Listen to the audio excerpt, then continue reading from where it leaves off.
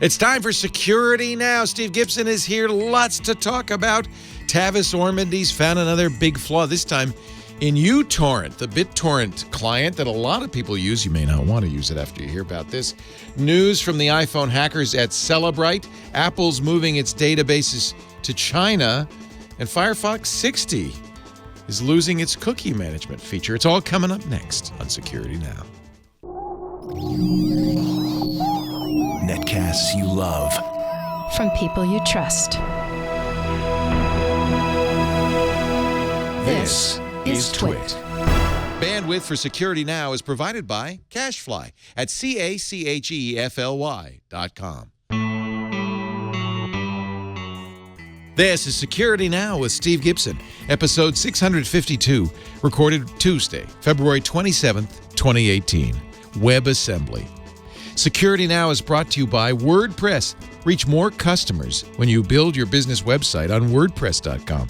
Plans start at just $4 a month. Get 15% off any new plan purchase at WordPress.com/SecurityNow. It's time for Security Now, the show where we cover your security and privacy online with the king, Stephen Gibson of GRC.com, the king of security. Actually, I'm not sure who crowned me, Leo. Yeah, you wouldn't want that title, I don't think. No, and besides, when you take the crown off, it leaves this line across your forehead. It's really annoying. I hate it when that happens. Don't want that. I hate it. Yeah. Last show of February 2018.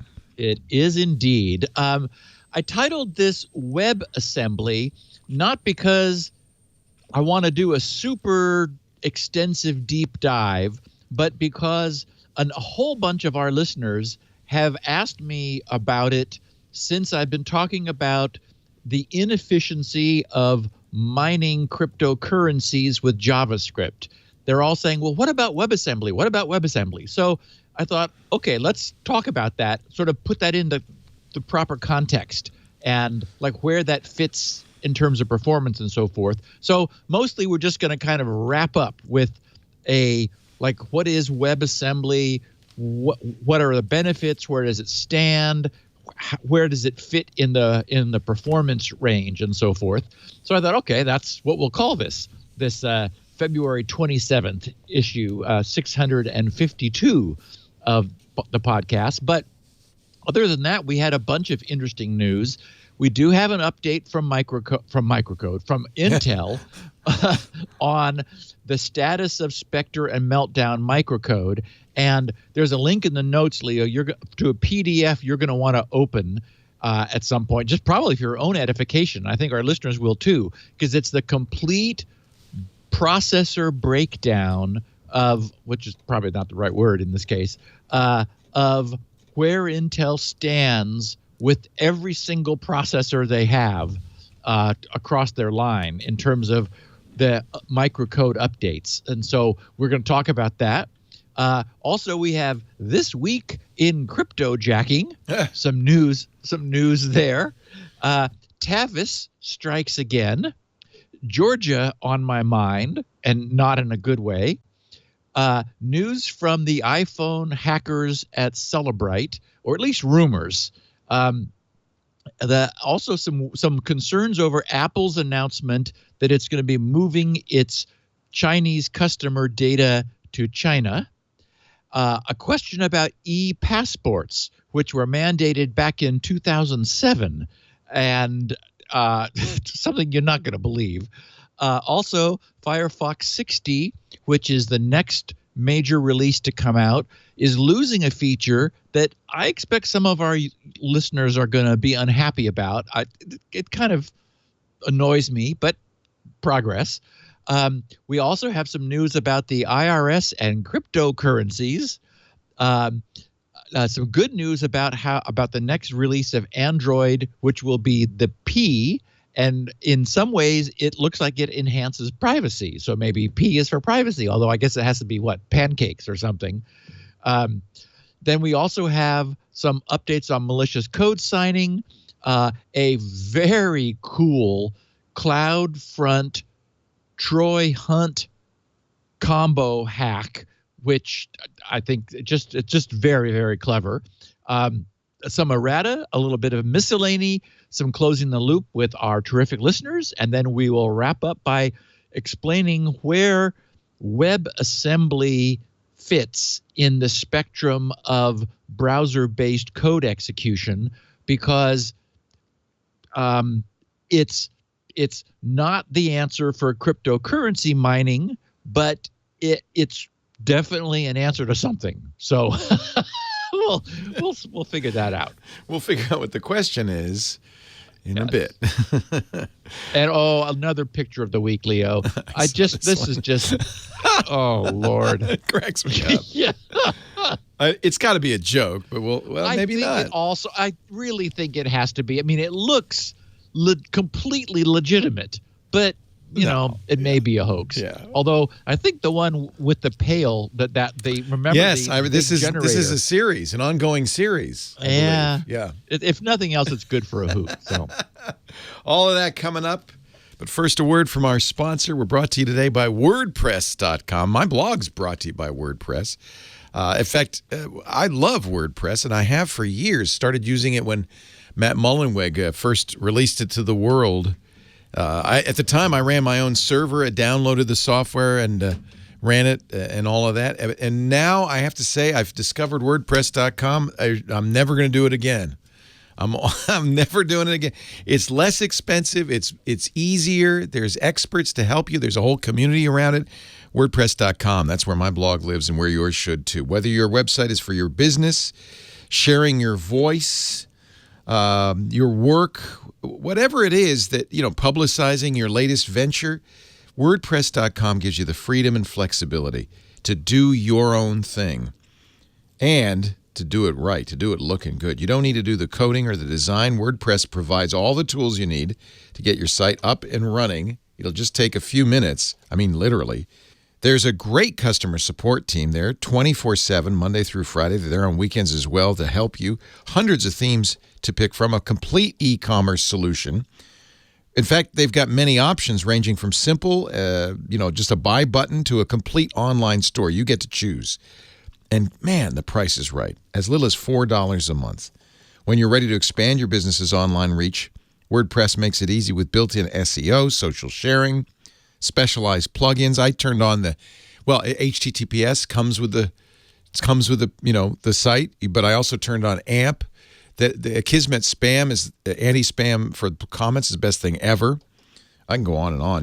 Nearly 30% of all the websites in the world run on WordPress. Yeah, we're getting close to 30% now. Just amazing.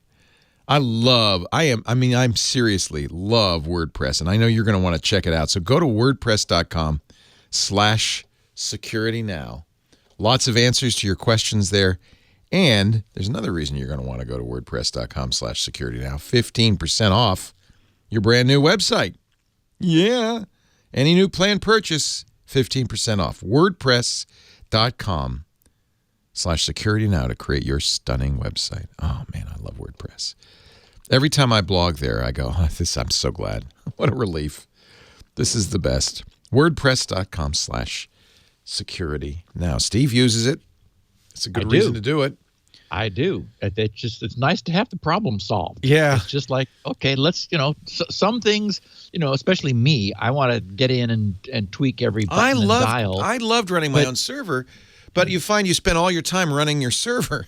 Yep. And it's kind of nice to put content up once in a while. Well, and the other thing too is that if you tie into its anti-spam, Akismet is great, isn't it? Trolling. Yes. Yeah. So without you needing to do anything, thanks to the fact that it's got global visibility into what everybody is posting, spammers just don't show up in your blog comments. Yeah. So that's really a win.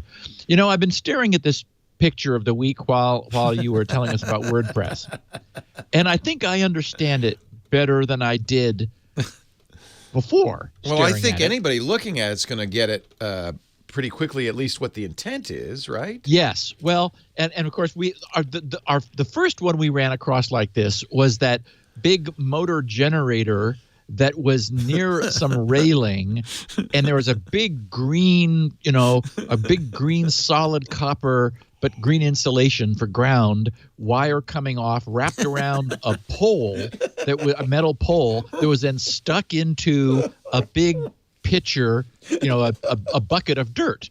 And of course, we all had a lot of fun with that because, That one looked like somebody believed it would work. Yes, it looked like they actually thought, okay, I'm grounding this generator. Yeah. And we should mention, it might even be easier to understand if you use the British term for it, which is Earth. Yes. Right? Yes. We're sending it to Earth. Yes. And sometimes we use both, an earth ground. Yeah. So just for our listeners who can't see this, here we have kind of off of the image is some big high power switch box thing, and we're just seeing the lower right hand side of it. Yeah. But then, as code requires, apparently coming out from a nice grommeted connector is this yellow and green striped wire that is clearly meant to be ground. It goes into some other thing that probably some other code requires, and then out it comes again through an anchoring post, and then into a rather small size plastic bag. It's a 1-quart Ziploc bag with dirt in it. Yeah, a sandwich would not really fit in this thing. And it's got some dirt in it. And then to in case somebody wasn't, why is that dirt hanging from the power box? Exactly. There's also a round yellow sticker with the famous ground symbol on it. Yeah. The line coming down with 3 horizontals of a triangle. This is our ground. So you clearly know. So and at first I was thinking, okay, this looks just like really, but I realized then that backing that we're seeing looks like it's metal. It's all like sheet aluminum because we can see a rivet over on the right-hand side. Yeah. So and then if you look at that, the wire coming out is like there's a post in the steel or this aluminum or whatever it is. That's the real ground, right? Yes. Yeah. I think that's the point. Is this entire back sheet is itself properly grounded, and so the wire comes out and just attaches to a post, an electrically conductive post, and then somebody was having some fun, and so they said okay, or maybe they wanted to make it clear to somebody looking at it that the whole back sheet was a ground, so they came up with this little kind of cartoonish thing just to sort of say, look, yes, you can't tell, but the whole backing sheet is hooked to earth, and so we're just going to hang a little bag of dirt here and connect it up, just to drive that point home visually. That's anyway, funny. A fun picture. Yeah. Okay, I talked about this PDF. I've got the link in the show notes. I think if you were to Google microcode update guidance, that's from the URL of the newsroom.intel.com, where our friend there is still referring to himself in the first person. Anyway, I think that will probably take you to the update. So this was released last week with the latest news of where Intel is in this slog that they're in, this trek to produce new microcode for across their entire product family. The announcement that goes along with this PDF states that Intel has now released production microcode updates to I wrote their OEM customers and partners for Kaby Lake and Coffee Lake based platforms, plus additional Skylake based platforms. This represents their 6th, 7th, and 8th generation Intel Core product lines, as well as their latest Intel Core X series processor family. Also includes their recently announced Xeon Scalable and Xeon D processors. Now, the problem is Intel's got a ton of processors. And so this PDF does allow someone to go in and figure out what the heck, is theirs there yet. Now, this doesn't mean these are available to end users.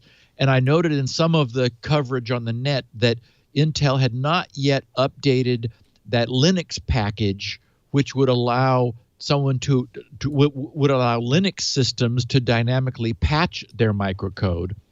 And I don't remember, Leo, a couple weeks ago, I ran across some news that Windows had the ability to do microcode patching, and I don't remember if I ever mentioned it on the podcast. There are 2 DLLs in the Windows System 32 directory that whose names make it very clear they are for Intel and AMD microcode patching. And so this suggests that if Microsoft wished to, they could perhaps do this, although that seems like more responsibility than they're going to want to take. Anyway, so what I was going to say was that this is the release of this microcode to Intel's OEM customers like Lenovo and Dell and everybody else, not to end users. Linux end users can potentially get this as soon as Intel updates the Linux package, but the rest of us are going to have to wait. But at least this, for anyone who's interested or for whom this may be mission critical, this indicates, where this updated PDF indicates where Intel is in the process. And maybe a third, maybe a quarter of the listings there. There's lots of beta and pre-beta and in planning, which means not yet in production. The label production in that one column is the only one that says, yes, we've pushed this out the door and we're not going to pull it back again. Hopefully, I'm sure they learned their lesson from the first round. So anyway, they're moving forward, and as soon as the OEMs are able to, verify that it works and test it, and I think what we'll see then is another round of BIOS updates, which we as end users will then be able to download and run on our laptops and desktops in order to get this. This Spectre variant 2 is the one that is the kind of the nastiest one that's been causing all the trouble. Meltdown, that got fixed pretty easily. The variant 1 of Spectre was not a big problem. This is the really nasty one is variant 2, which we're now still sort of waiting for final fixes for. I thought, okay, I'm going to call this Week in Cryptojacking. And by the way, I thought I had coined a fun term last week, mal mining. That's still not bad. No, I like it. Yeah, mal mining. Except that cryptojacking, I guess, is already become the official term. So I was late to the party with mal mining, although it makes it a little more clear. I think I like mine a little bit better. Anyway, and a group called Redlock Cloud Security Intelligence, or Redlock CSI, they discovered that Tesla, our Tesla corporation, had become the latest victim of cryptojacking. They started their report by saying, "We are beginning to witness the evolution of cryptojacking as hackers recognize the massive upside of these attacks and begin to explore new variations to evade detection." Okay, so what happened is, in the case of Tesla, this wasn't some massive corporate-wide infiltration, but there was something misconfigured, as so often is the case. They discovered that one of Tesla's Kubernetes consoles, believe it or not, was not password protected.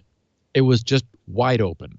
Kubernetes, I know I've heard you use the term before, Leo. For those of our listeners who don't know, it's an open source platform originally developed by Google, which has now then been released and is independently maintained and further developed by the Cloud Native Computing Foundation. And essentially, it's an automation system for Linux containers, which eliminates a lot of the manual processes involved in deploying and scaling containerized Linux apps. So sort of a meta container management console, and you need to give it a password. Apparently, there was an unsecured Kubernetes pod, as it's called, that was Tesla's. By getting into that, and I saw a screenshot of this in as I was digging around, there just as plain as day were the two Amazon S3, the simple storage service, the ID and the key. Oh no! Just in a picture. Just right there. Oh, right on the console. Welcome screen. Of course, that's the secret key. If you give it out, you have access to those buckets, right? Yes. That is, that's what you have to absolutely protect. That's your password, basically. Yes, it is. Criminy. So there was exposure of sensitive data, and I saw a reference to telemetry, but it wasn't clear what telemetry, and it really isn't important.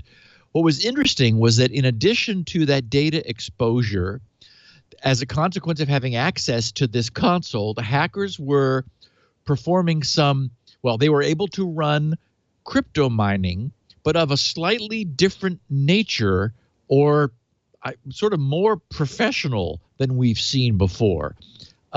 They were using a number of advanced evasion techniques in order to keep from being discovered. It didn't keep them from being discovered ultimately, but it's interesting that we're seeing this sort of next generation evolution. For example, they weren't just running something from coinhive.com.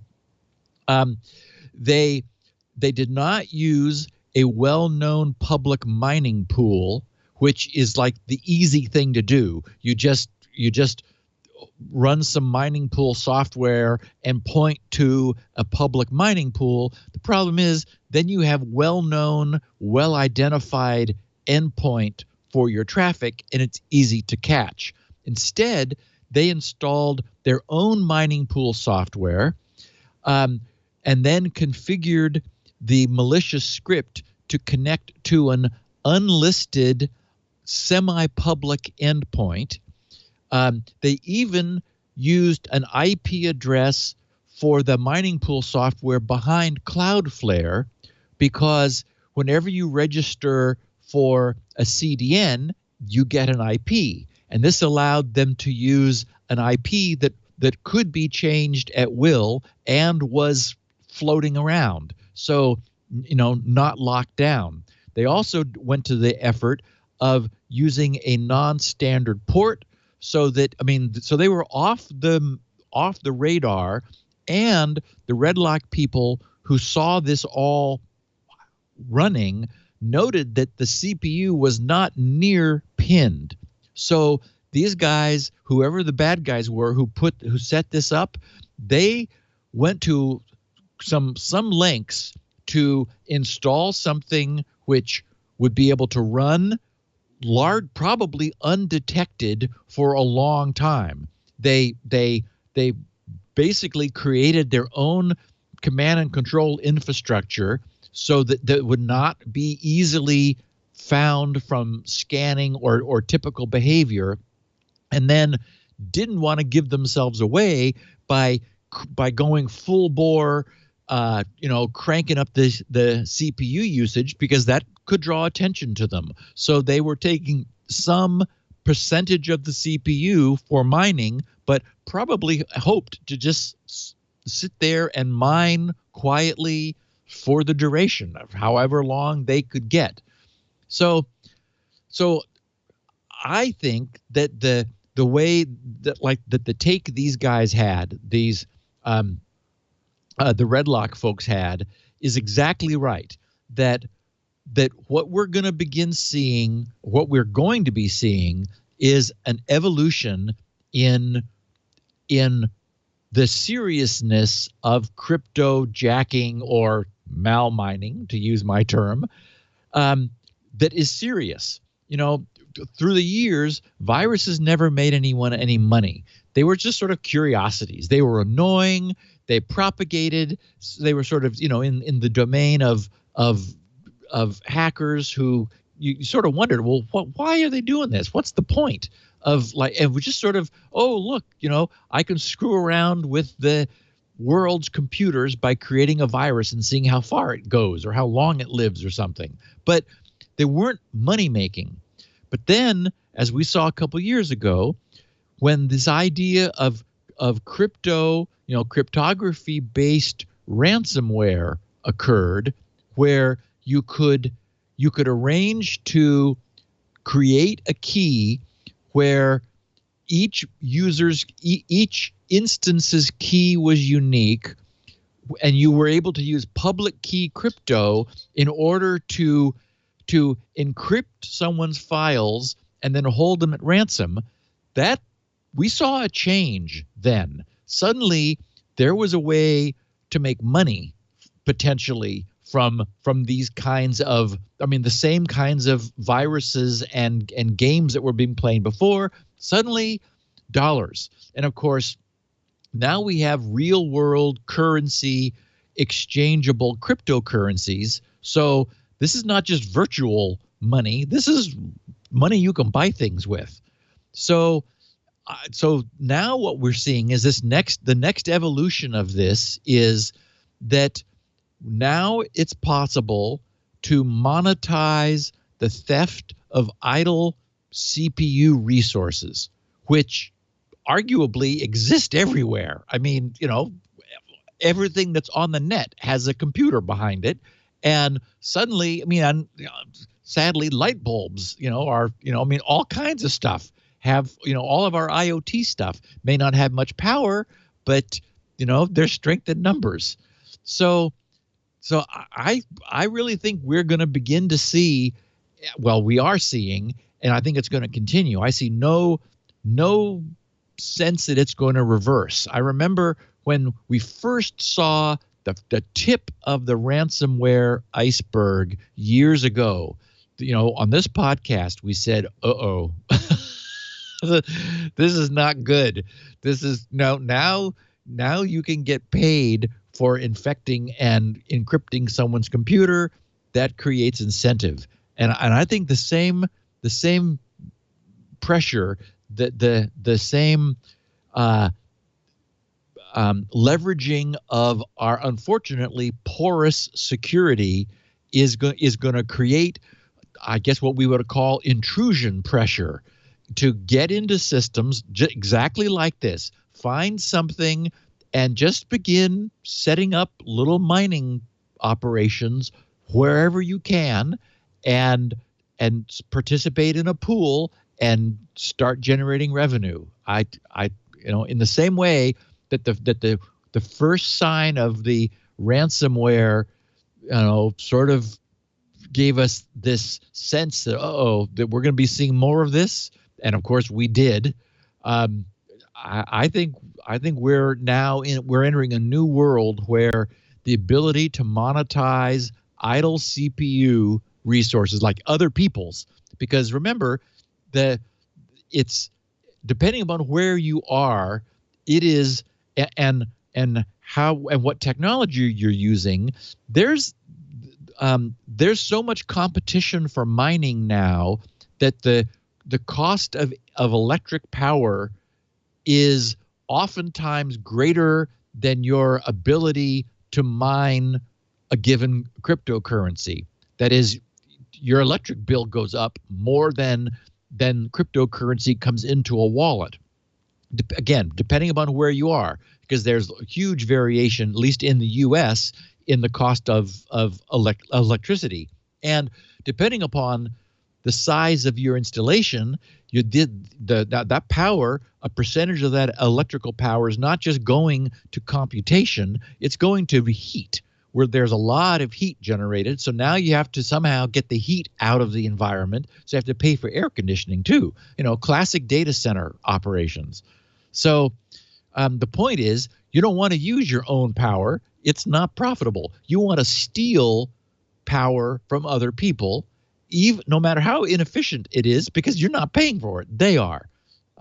So anyway, I think this is going to be like the 2018 is going to be the year of the rise of this intrusion pressure. That is, we've talked about how porous security is, that if somebody really wants to get in, they can push and scan and probe and phish and, use social engineering. I mean, the more you want to get in, the greater the probability is you can.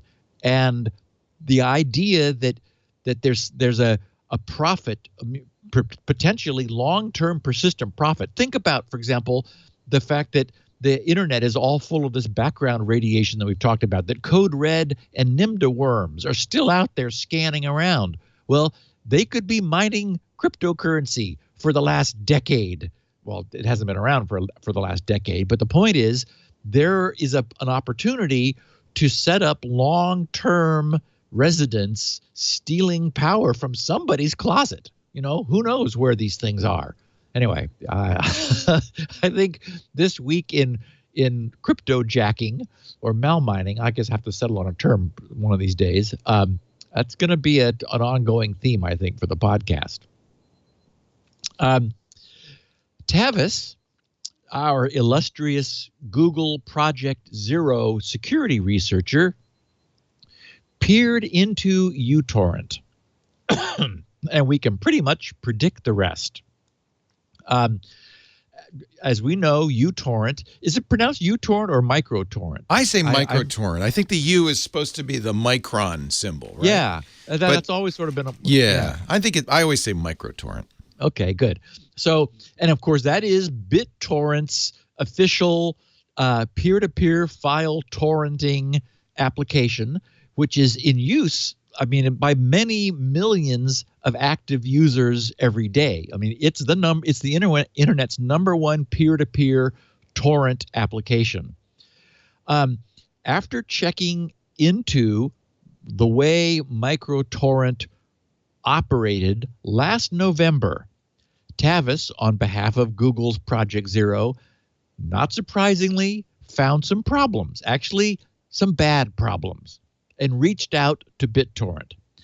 There's another instance maybe of him not knowing who to contact, or them not knowing who he was, or being busy, or who knows what is going on at BitTorrent, but he didn't get any dialogue with them, despite the fact that what he found was a relatively easily exploitable remote execution vulnerability in microtorrent, which, whoops, that's not good. So finally, he, as the clock was ticking, remember that Google's Project Zero gives companies 90 days to repair from the time they are notified, feeling that should be enough time for anyone to respond with a fix to a security vulnerability, yet still protect users by not making it 2 years, make it 3 months. So last week, Tavis sent another tweet to BitTorrent's original creator, Bram Cohen, who's now doing cryptocurrency stuff. And he tweeted, "I don't think BitTorrent are going to make a 90-day disclosure deadline. Do you have any direct contacts who could help? I'm not convinced they understand the severity or urgency." Well, turns out that BitTorrent had been listening, just hadn't been corresponding. A fix, and I've got that in quotes in my notes because they didn't fix it, for the problem is currently in the beta channel, but not yet in a stable release. Well, Tavis is not impressed.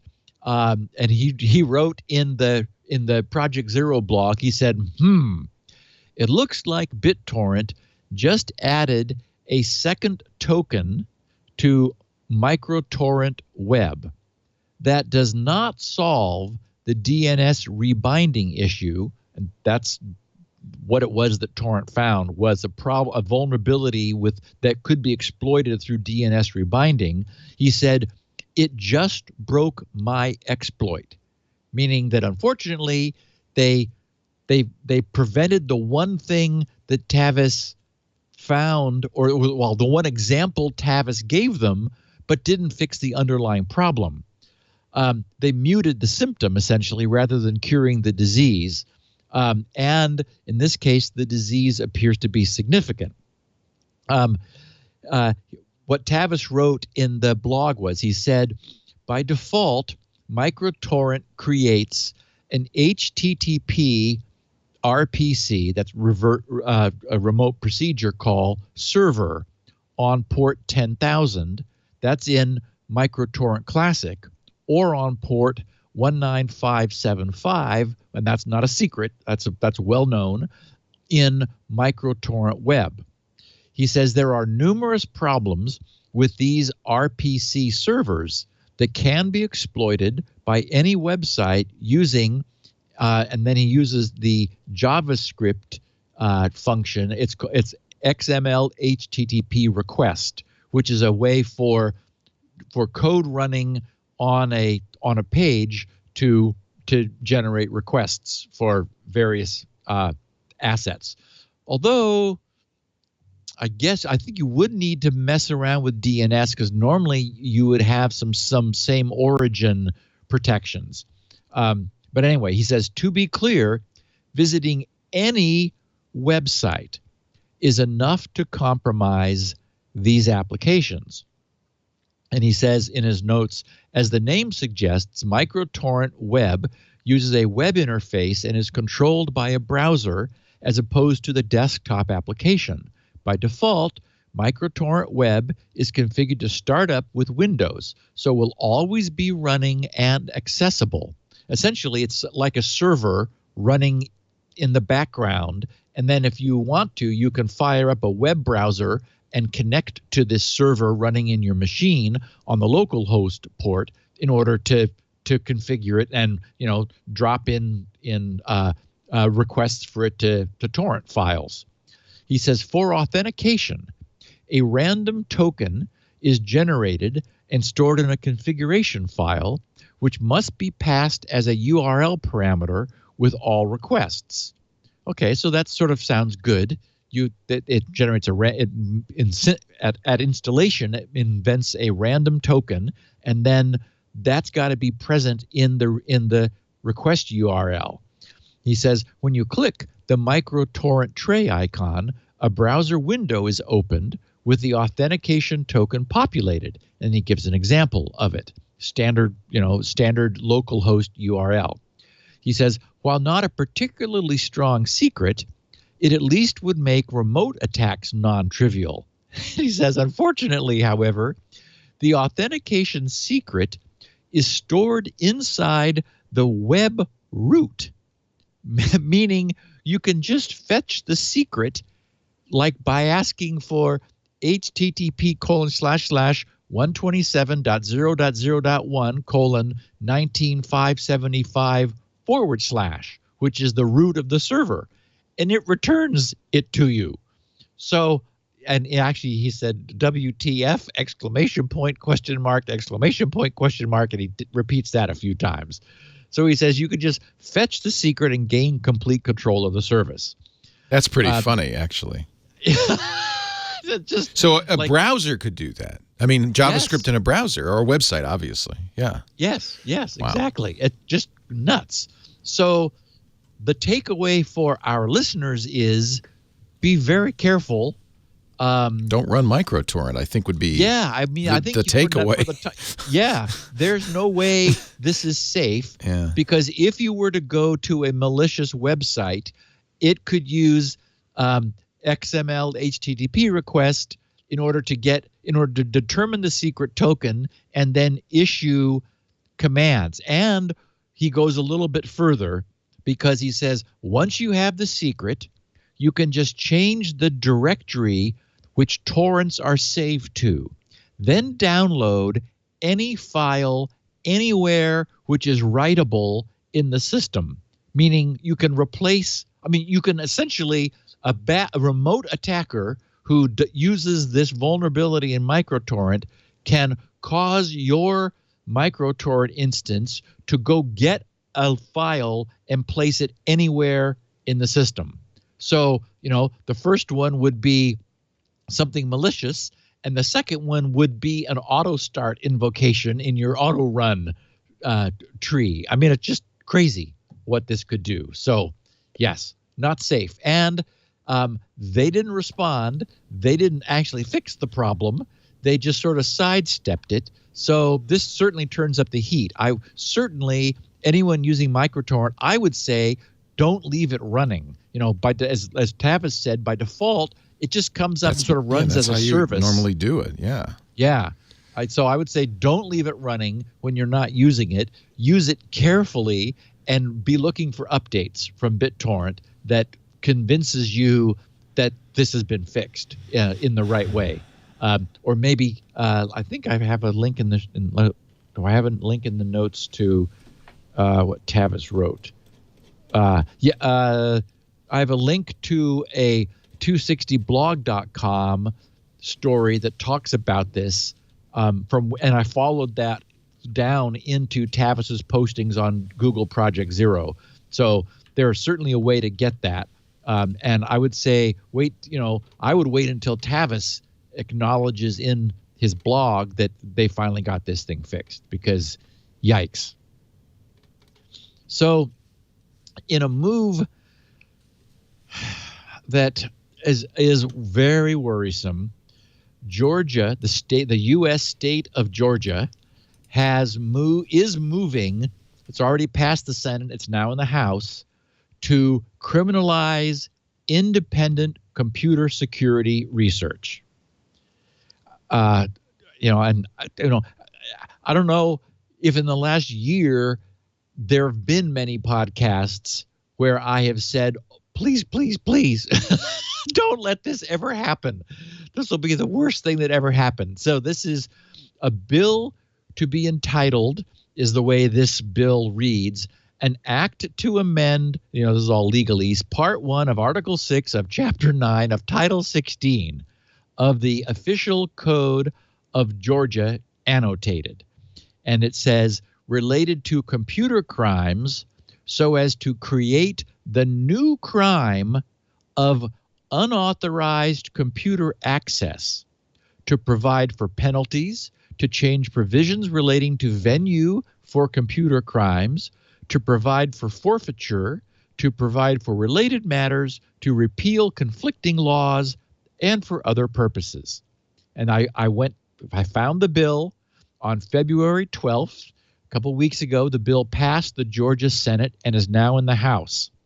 The language of the bill says, 1, as defining unauthorized computer access, any person who accesses a computer or computer network with knowledge that such access is without authority shall be guilty of the crime of unauthorized computer access, with no caveats, no exceptions, no research, no responsible disclosure, no academics, nothing. Just if you access a computer or computer network with knowledge that such access is without authority, which is sort of the definition of checking the security of something. It's like, knock, knock. You mind if I hack your look, server? The door just swung open by itself. Then, because they're not totally insane, but this doesn't help much, 2.2 in the bill says, this subsection shall not prohibit a parent or legal guardian of an individual who is under the age of 18 from monitoring computer usage, denying computer usage. Thank God. Jesus. Oh, that's good. Oh, that's a relief. Or copying data from such individual's computer. And then it says, all laws and parts of laws in conflict with this act are repealed. Wow. There are no exceptions or exemptions for the intent of the unauthorized access, nor for the responsible disclosure of any vulnerabilities which might be found. So, as a consequence, honest researchers risk prosecution for verifying. Anyway, as you can imagine, the EFF has blown a gasket over this. They're all over it. There's an EFF branch in Georgia. This is a law, or they're considering it? This is about to get passed. It's not yet a law. Appears. Okay. No, I saw the voting. It was about 2/3 to 1/3 in the Senate. Because these people don't know what the hell they don't know what this means. No idea. Yeah. Exactly. It's like, oh God. Yeah. So, again, I mean, I don't know if we're going to, I guess this is where having a federal government comes in, where we have the federal government creates something that fortunately they're so much smarter. This will be no problem at all. Yeah. Oh boy. Anyway, so this is horrible. Obviously, I'll keep an eye on it. We'll see if the EFF is able to maybe it'll be challenged. Who knows? Remember, this is the state where it's illegal to teach evolution. I mean, I don't. Correct. I think we're. Yeah. If you got to wonder which industry is pushing this. I wonder if Diebold is in Georgia. Somebody's in Georgia that doesn't want to be revealed. Well, and you pronounced it correctly. I have one of yes, I know. I saw that too. one of our errata is somebody who's really just blown a gasket. Speaking of, over me pronouncing Diebold. I think I said it wrong too. So I said that's why I threw it in, just to show you. Yep. Thank you. So we don't have, as a consequence of the nature of this so-called industry of iPhone cracking, we don't have definitive information from Cellebrite, and we're not going to. But all of the evidence suggests that Cellebrite may now be able to unlock from iPhone 5 through iPhone 10. I mean, inclusive, all of them. There was some good coverage in Forbes. Thomas Fox Brewster, writing in his security column for Forbes, he says, in what appears to be a major breakthrough for law enforcement, and again with caveats that we don't know absolutely positively for sure, but it's worth just putting it on everyone's radar, and a possible privacy problem for Apple customers. He writes, a major U.S. government contractor claims to have found a way to unlock pretty much every iPhone on the market. Cellebrite, the Israeli-based vendor that's become the U.S. government's company of choice when it comes to unlocking mobile devices, is this month telling customers its engineers currently have the ability to get around the security of devices running iOS 11. That includes the iPhone 10, a model that Forbes has learned was successfully raided for data by the Department of Homeland Security back in November 2017, so last November, most likely with Cellebrite technology. He writes, the Israeli firm, a subsidiary of Japan's Sun Corporation, hasn't made any major public announcement about its new iOS capabilities, but Forbes was told by sources who asked to remain anonymous as they weren't authorized to talk on the matter, that in the last few months, the company has developed undisclosed techniques to get into iOS 11 and is advertising them to law enforcement and private forensics folk across the globe.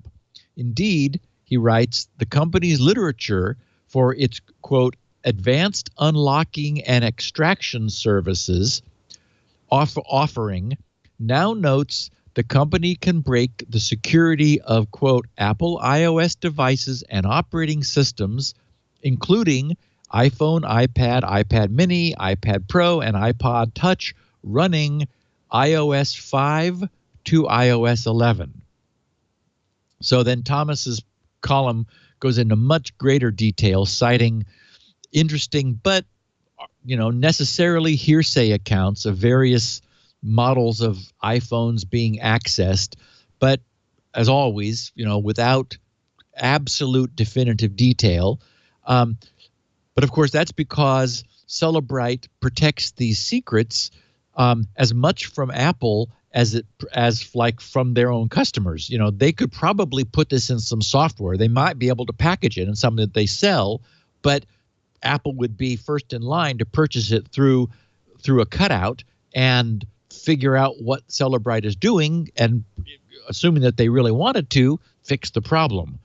So the way this works is phones must be physically sent to Cellebrite for them to work their magic, and then they either unlock and extract or provide some means subsequently for after the phone is returned, probably for forensics reasons, to allow the authority that had that device in their possession to then get access to it.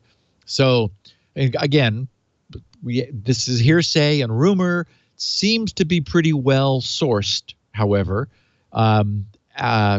So who knows? What they're doing, what they may have found. But it does look like, if this is to be believed, there may be a way in, given this sort of extreme access where you have to have it has to go to Israel in order to be cracked. Also on the Apple front,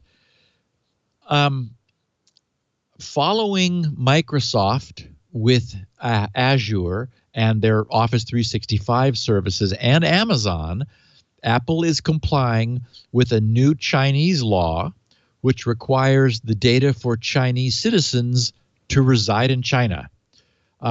So for all of these companies, it's a matter of either complying with Chinese law or losing the Chinese market, which none of them are willing to do.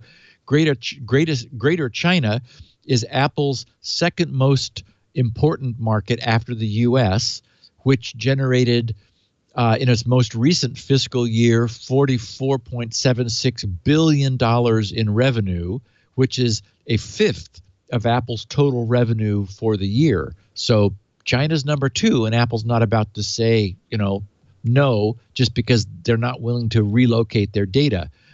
What has stirred some controversy is that Apple has indicated explicitly that it also intends to store the encryption keys for its Chinese users in China, whereas neither Microsoft nor Amazon have said one way or the other.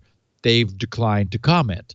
So for privacy advocates, of course, this raises understandable concerns because they worry that China may become heavy-handed once it has the data and the keys under its own control. In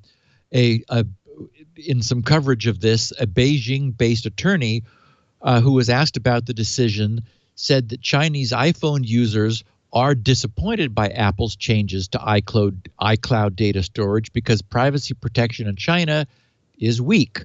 However, he said that there's still that the iPhone users still consider that iPhone is better than some other pure Chinese-made phones for privacy and policy protection, which I think is a sane position to have. So Apple partnered with a provider, and I had no idea how to pronounce it. It's Guizhou, but the internet came to my aid. It looks like it's Guizhou is the way you pronounce it. And so the company, Guizhou? ZHO is Joe, yeah. Oh, very nice. Thank you, Lee. Okay, Guizhou is probably how they would say it. But Guizhou. Okay, good. Yeah. Anyway, so it's the company's name is Guizhou on the Cloud Big Data Industry Company, or just for short, Guizhou Cloud. It's overseen by the government of the Guizhou province. Apple plans to shift they said operational responsibility for all iCloud data for Chinese customers in China tomorrow. That is by February 28th, tomorrow. Although not the data. Customer data will be migrated to servers there over the course of the next 2 years. Apple really does sound like it's being as responsible as it can be under the circumstances. They've, first of all, declined to say when the encryption keys would move, and they began notifying iCloud users in China last month that their data would be moved into China. Updated terms and conditions for China users say that Apple and this Guizhou cloud will have access to all data and the right to share, exchange, and disclose all user data, including content to and between each other under applicable law. Anyway, so the Reporters Without Borders group has urged journalists in China to change their geographic region or close their accounts before tomorrow, worrying that Chinese authorities could gain a backdoor to user data even if Apple says it won't provide one. And Apple, for its part, again, I think continuing to do as much as they can, has said that it has advised Chinese customers that they can opt out of iCloud service to avoid having their data stored in China, and that data for Chinese-based users whose settings are configured for another country or for Hong Kong or Macau won't go to Chinese servers.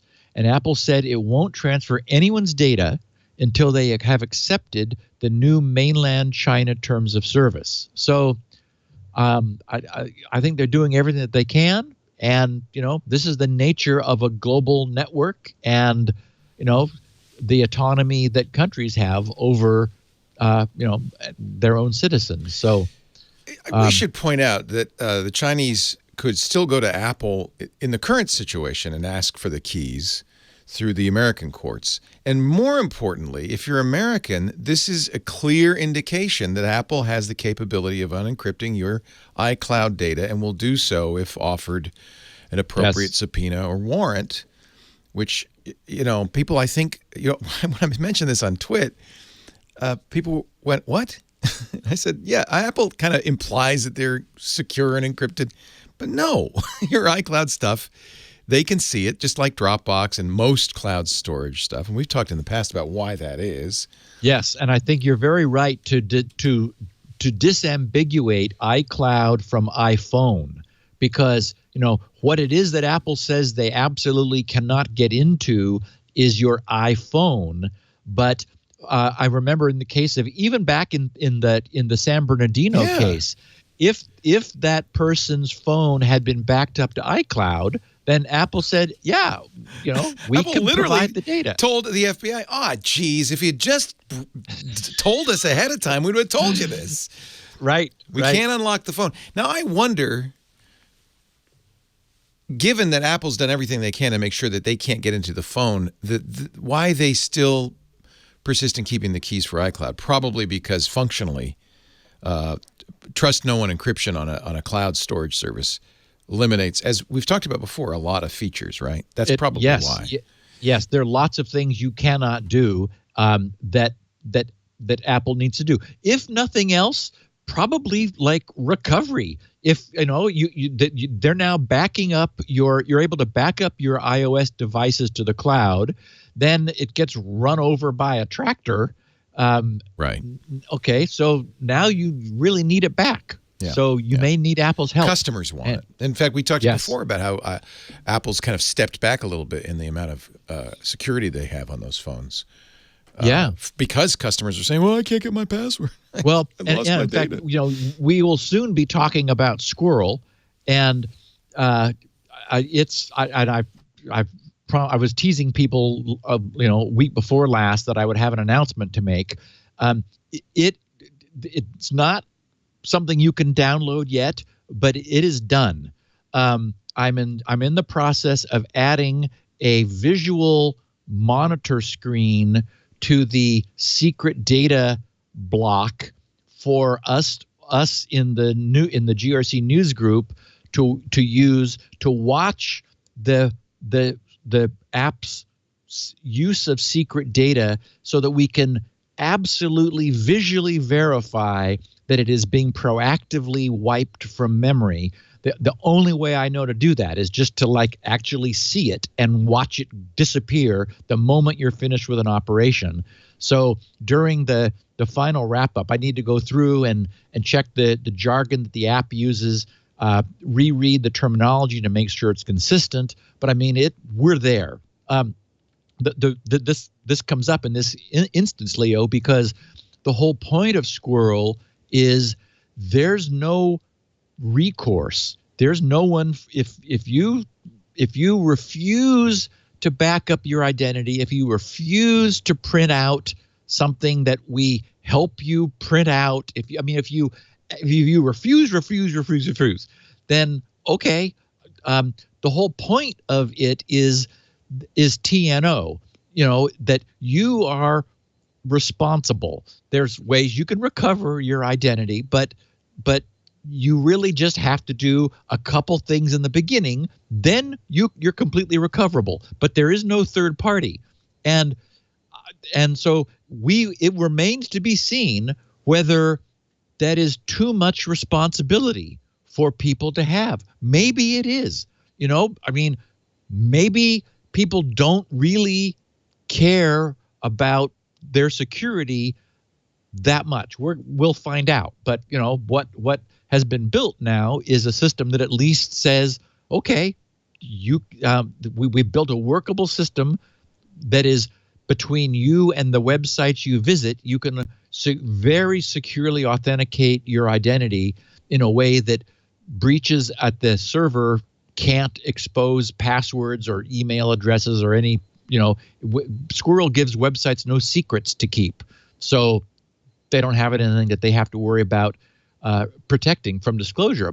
But the flip side is there's no third party to go crying to if you forget your master password, although there's lots of recovery available. So anyway, yes, Leo. So I think you're right. I think that Apple has sliced this carefully and deliberately so that they are able to help people recover the contents of their phones and their photos, their life's collection of photos if they need to. Right.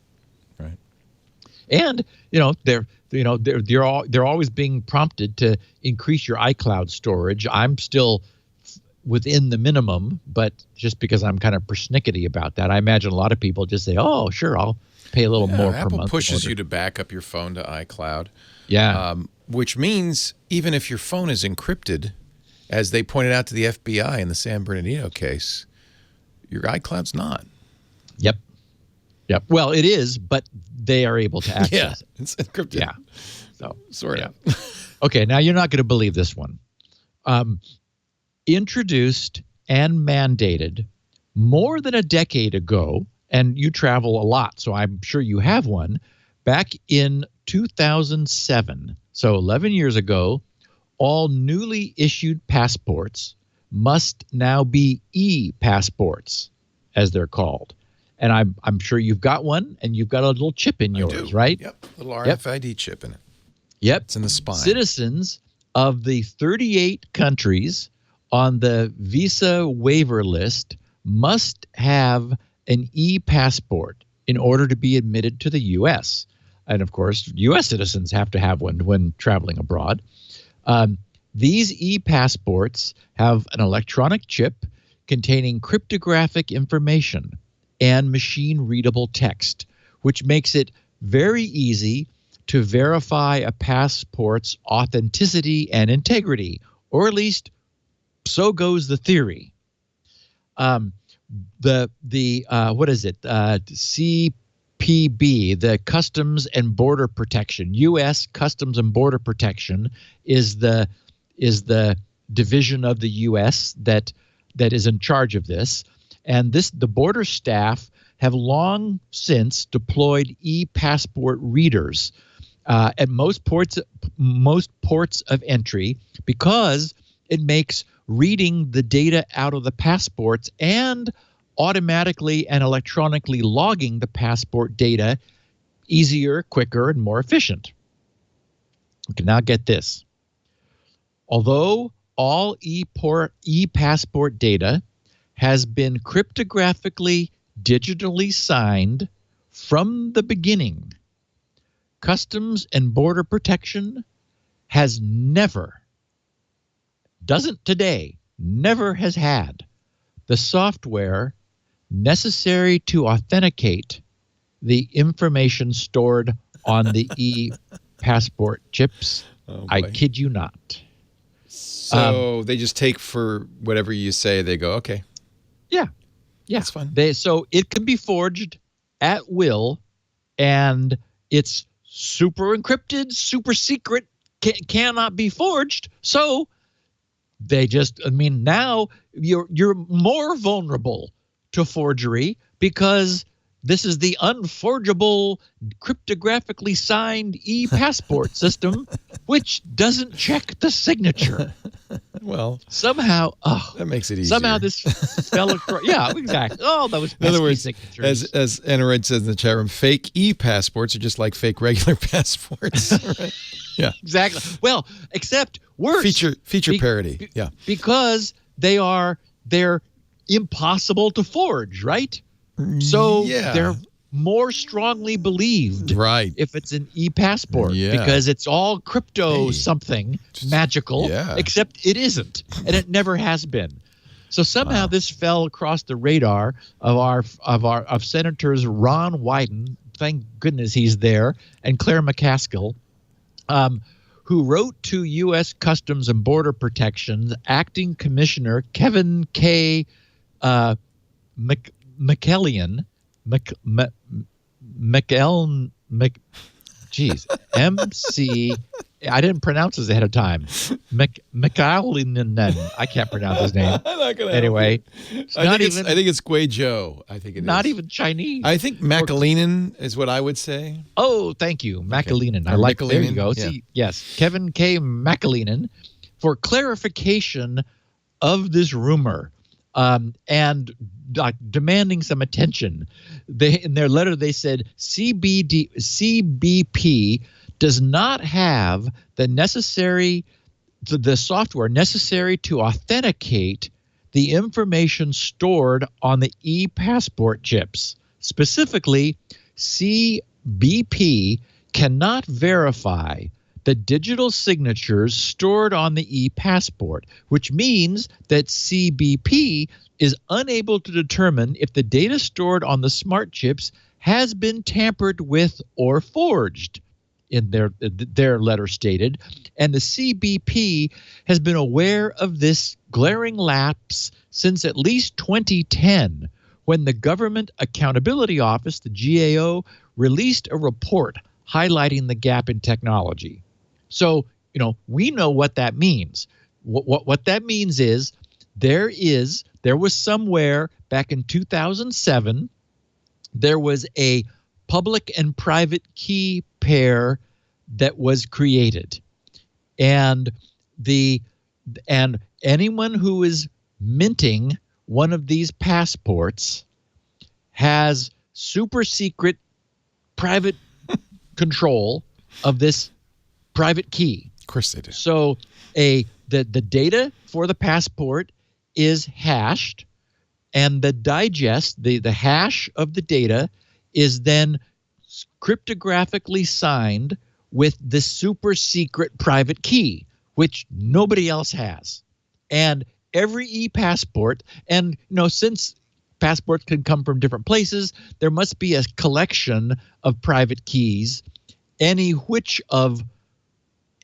one of which can be used to sign. Okay, then on the border entry side, you would have this device which reads the data, performs the hash of the data, and then uses the matching or one of the matching public keys to decrypt the stored signature and verify that the hashes match.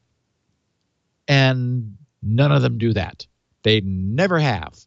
So anybody has been able to alter the data in the passports, and it would never be noticed. So, maybe someday. It's been 11 years. Maybe we'll get around to doing that. It couldn't be that hard. I would. Oh, Leo, our browsers do it. I know. I mean, no, it's trivial. Yeah. I mean, that's every web browser that all of us has the ability to verify that certificate that we receive from a website. Yeah. No, everybody else can do it except Customs and Border Protection. Oh, Lord. Incredible. Wow. I mentioned at the top of the show that Firefox would be losing a feature that some old techie curmudgeons might grumble about. The next release, we're at 57 point something or other right now. The next major release is thus 60. And the Firefox nightly build, which is currently at 60, has made some changes to cookie management. In other words, it's disappeared. We've been seeing this trend in Firefox for a while. It sort of disappeared from the UI where it used to be present. And then I remember looking for it, even a year ago. It was like, where'd they hide this? And you have to change the history. It's under your history settings for some reason. And it's like, what? Okay. So you say, okay, like custom history settings, and then out of the UI drops some ability to still see into what cookies you've got. You can browse them, you can delete them, you can basically audit them. That's disappearing. Now, I'm hoping that for those who this really upsets, there may be a browser plugin you would be able to add to recover cookie management if you really have to have it. But I also think this sort of represents a trend, in just sort of the general popularizing of the and user friendlyizing of the net. I mean, what percentage of, I'm sure they have instrumentations, telemetry on this that says, okay, Steve and 4 other people in the US last month, looked at their cookies. So, okay. So not enough to have that still in the UI. So, and we're beginning to see this where lesser used features are being pruned over time. So for what it's worth, Firefox moving forward, we lose the ability to audit our cookies. Maybe if there's I'm a little surprised because Firefox has also sort of been the techie users friendly browser. So it'll be interesting to dig into this deeper and see what the story is. But it has been confirmed that we're losing the ability to remove manage cookie settings and remove individual cookies in Firefox with the next release. Under nothing certain besides death and taxes, Coinbase has informed 13,000 of its users that their data will be sent to the IRS soon, within 21 days. They fought an IRS order, which was first made back in November of 2016, asking for Coinbase's records of all people who bought Bitcoin from 2013 to 2015. Specifically, how about selling Bitcoin for dollars? Yeah, and what I'm not sure. So bought Bitcoin. You think they want to know who got dollars as opposed to Bitcoin? Exactly. So what Coinbase informed about 13,000 of its customers who'd cut. Now, what the reporting said, completed transactions totaling more than $20,000 through their accounts in a single year between 2013 and 2015. So they're probably more interested in money laundering than tax evasion, that sounds like. Yeah. And so they said that they will be complying with an IRS court order compelling it to disclose the details of those previous year transactions. Of course, that's kind of sticky because these are years that for which people have already filed their taxes.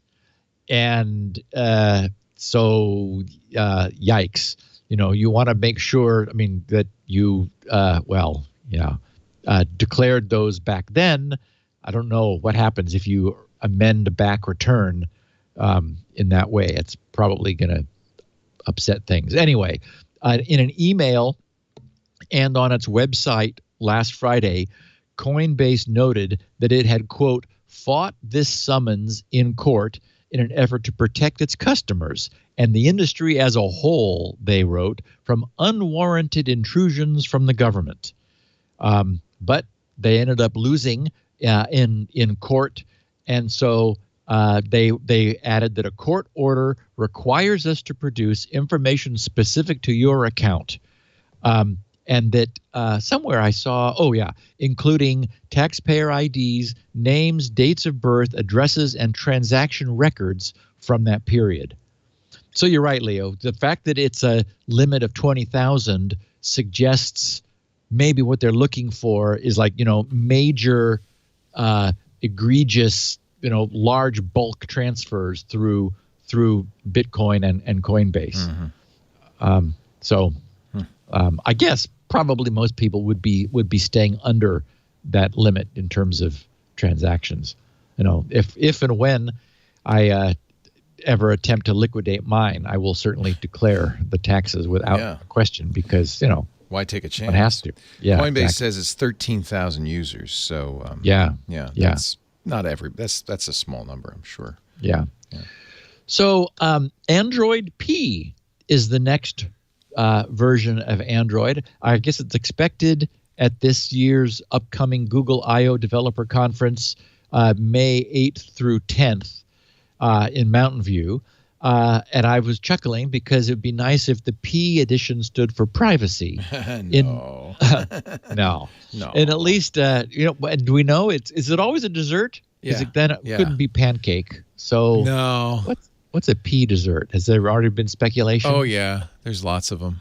I guess there would be. Okay. Anyway, so, of course, we've talked extensively about app permissions in Android, about the sometimes overly broad permission requests. In fact, there's a couple people are working on Android clients for Squirrel, and there was just some recent discussion in our news group about, an initial beta of the Android client or one Android client for Squirrel that was asking for more than it looked like it needed, and it's just because the framework had those things defaulted, and so he quickly, pared it down to almost nothing, which is nice.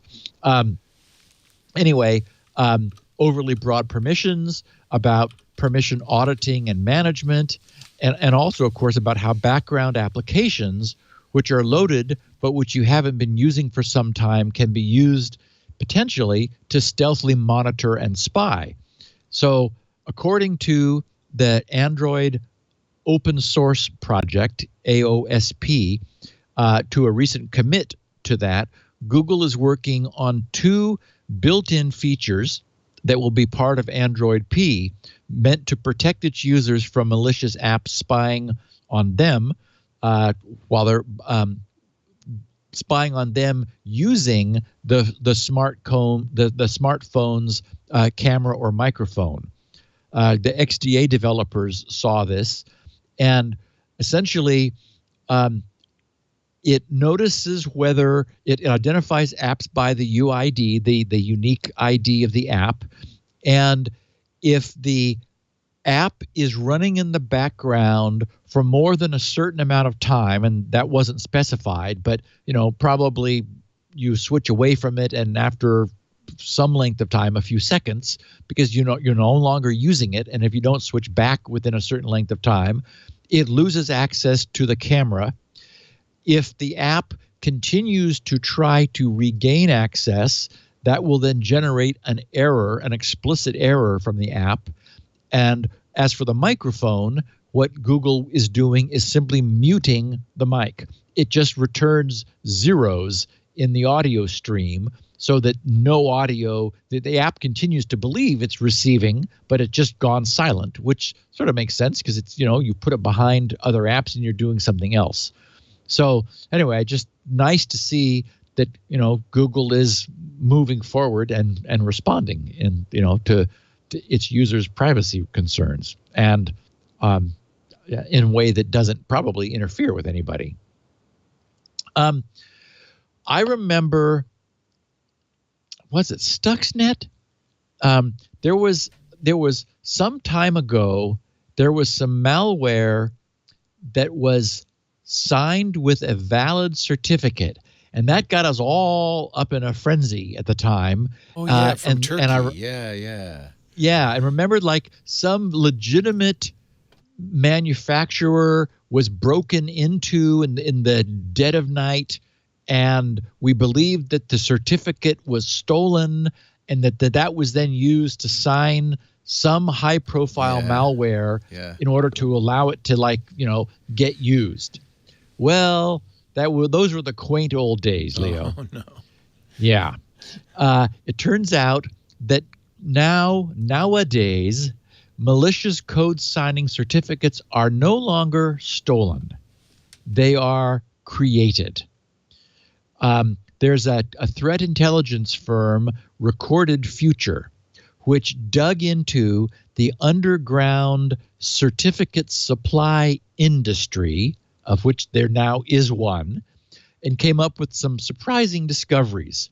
First of all, for purchase through several organizations on the DL, you can get valid certificates, validly signed, registered in the names of real corporations, which, simply by paying some dollars. Most certificates are no longer being stolen from legitimate organizations. They are using the legitimate credentials of unaware corporate entities, and someone is arranging to mimic the corporation in order to cause a legitimate company. Examples were Komodo, Thought, and Symantec as certificate authorities that were behind signing these certificates that were legitimate but spoofed. So essentially what's happening is someone is arranging to spoof the identities of the requests, and non-stolen legitimate certificates are being issued. And because technically the owning, or at least the company of record for the certificate, doesn't know that it was done behind their back by an authority in good standing that thought it was doing the right thing, these certificates can live for years, for however long the cert's natural life is, typically 2 or 3 years.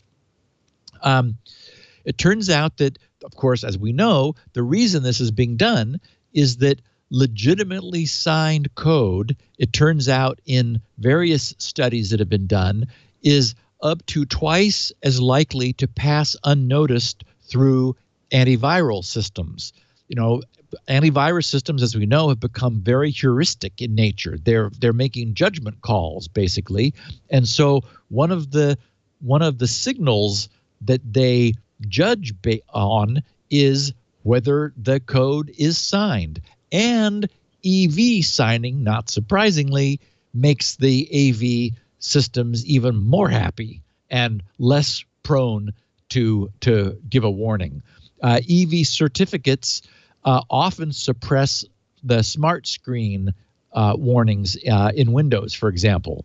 So signing is extremely effective in obfuscating malware from analysis. Okay, so what do these things cost? 3 years ago, back in 2015, These non-stolen, created-to-order code signing certs first became widely available to the criminal underground. The most affordable version of a code signing certificate can be had for $300. So on the low end is an Authenticode cert for $300. At the high end is an EV certificate with a smart screen reputation rating, which can be had for $1,600. So that's less than I pay for my EV certificates, my real ones. Yes, my real ones. Yes. So why buy a real one when you get a forged one free? Cheap. Well, Cheap. you got to deal with the dark underbelly of the internet, of course. But We'd rather EVs not are do thousands of dollars, $16.99. That's cheap. Yeah. And it comes with a pre-built-in smart screen reputation rating. Straight. Allow it to just get installed by your customers. Unfortunately, it wouldn't bear your company's name. Who knows? I mean, I would love to know what types of companies. I wouldn't be surprised if they're legitimate-looking organizations, so that if someone did drill into their cert, although no one does, and that's another aspect of our UI, which we've talked about before, has become, they're beginning to be like, oh, no one really cares about, who signs their certs. Well, it would be interesting to see what company names are being borne by these fraudulent but legitimately and freshly minted certificates. Just to see. Somehow they would have to be companies where spoofing could be arranged, where all of the verifications which a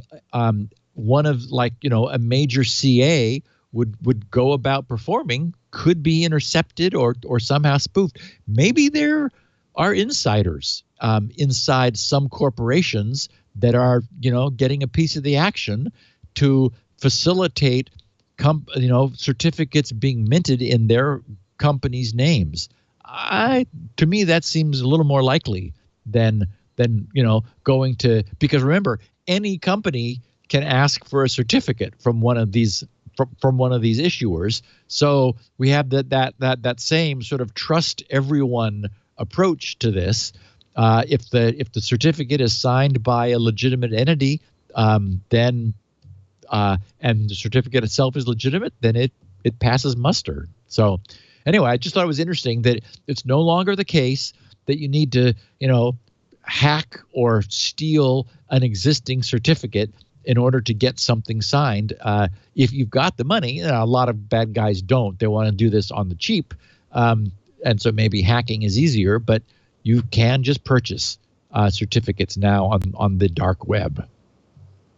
Okay, now, in what has got to be one of the cooler hacks to come along, our friend of the podcast, John Graham Cumming, he tweeted, he said, the beauty of at Cloudflare workers, which is a technology that they have, so-called Cloudflare worker like threads essentially, is that it was easy to integrate Troy Hunt's new pwned password service to add a header indicating whether a posted password is pwned or not.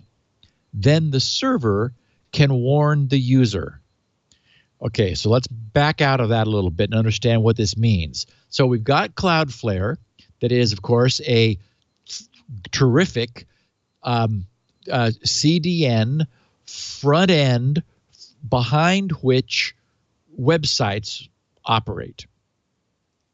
What Cloudflare is now doing, I should back up and say that Troy Hunt, who runs the haveibeenpwned.com site, he added an API which allows something to query to see whether a specific password is in his, was it like 5-point-some million password list? 501. million. So not low millions, high 501 unique passwords. So now what Cloudflare is doing is when a form is submitted with an HTTP post, which is the way you submit forms, that contains a username and password, their edge technology in the so-called Cloudflare worker looks at the form being submitted, sees whether there is a password in the post field, and if so, submits a query to Troy's API to see whether the password being submitted is on Troy's list of pwned passwords. If so, a header, an HTTP request header, is added on the fly to that query as it then travels on to the server running behind Cloudflare's front edge, meaning that anyone running a website which is hosted on Cloudflare could easily add some technology on their, login or create an account handler to check for the presence of that header. It's CF-password-pwned header. If that's there, then that tells any site behind who's being hosted on Cloudflare that maybe they should consider notifying their user who is in the process of creating an account or presumably logging in, maybe if it already exists, that, whoops, this password may not be safe to use. So very, very nifty and cool service. Troy himself, upon learning about this, he tweeted, "I think this is one of the coolest use cases I've seen for pwned passwords yet." He says it's at Cloudflare worker, he says, codes that runs in their edge nodes that can automatically check a password on form posts, such as login, and add a response header indicating pwnage. He says, that's awesome. So hats off to the guys at Cloudflare. They keep coming up with neat ways to make their service even more useful and terrific. And Troy, for his part, just launched Pwned Passwords version 2 and this is where I got the 501. He says, with 500 million passwords for download.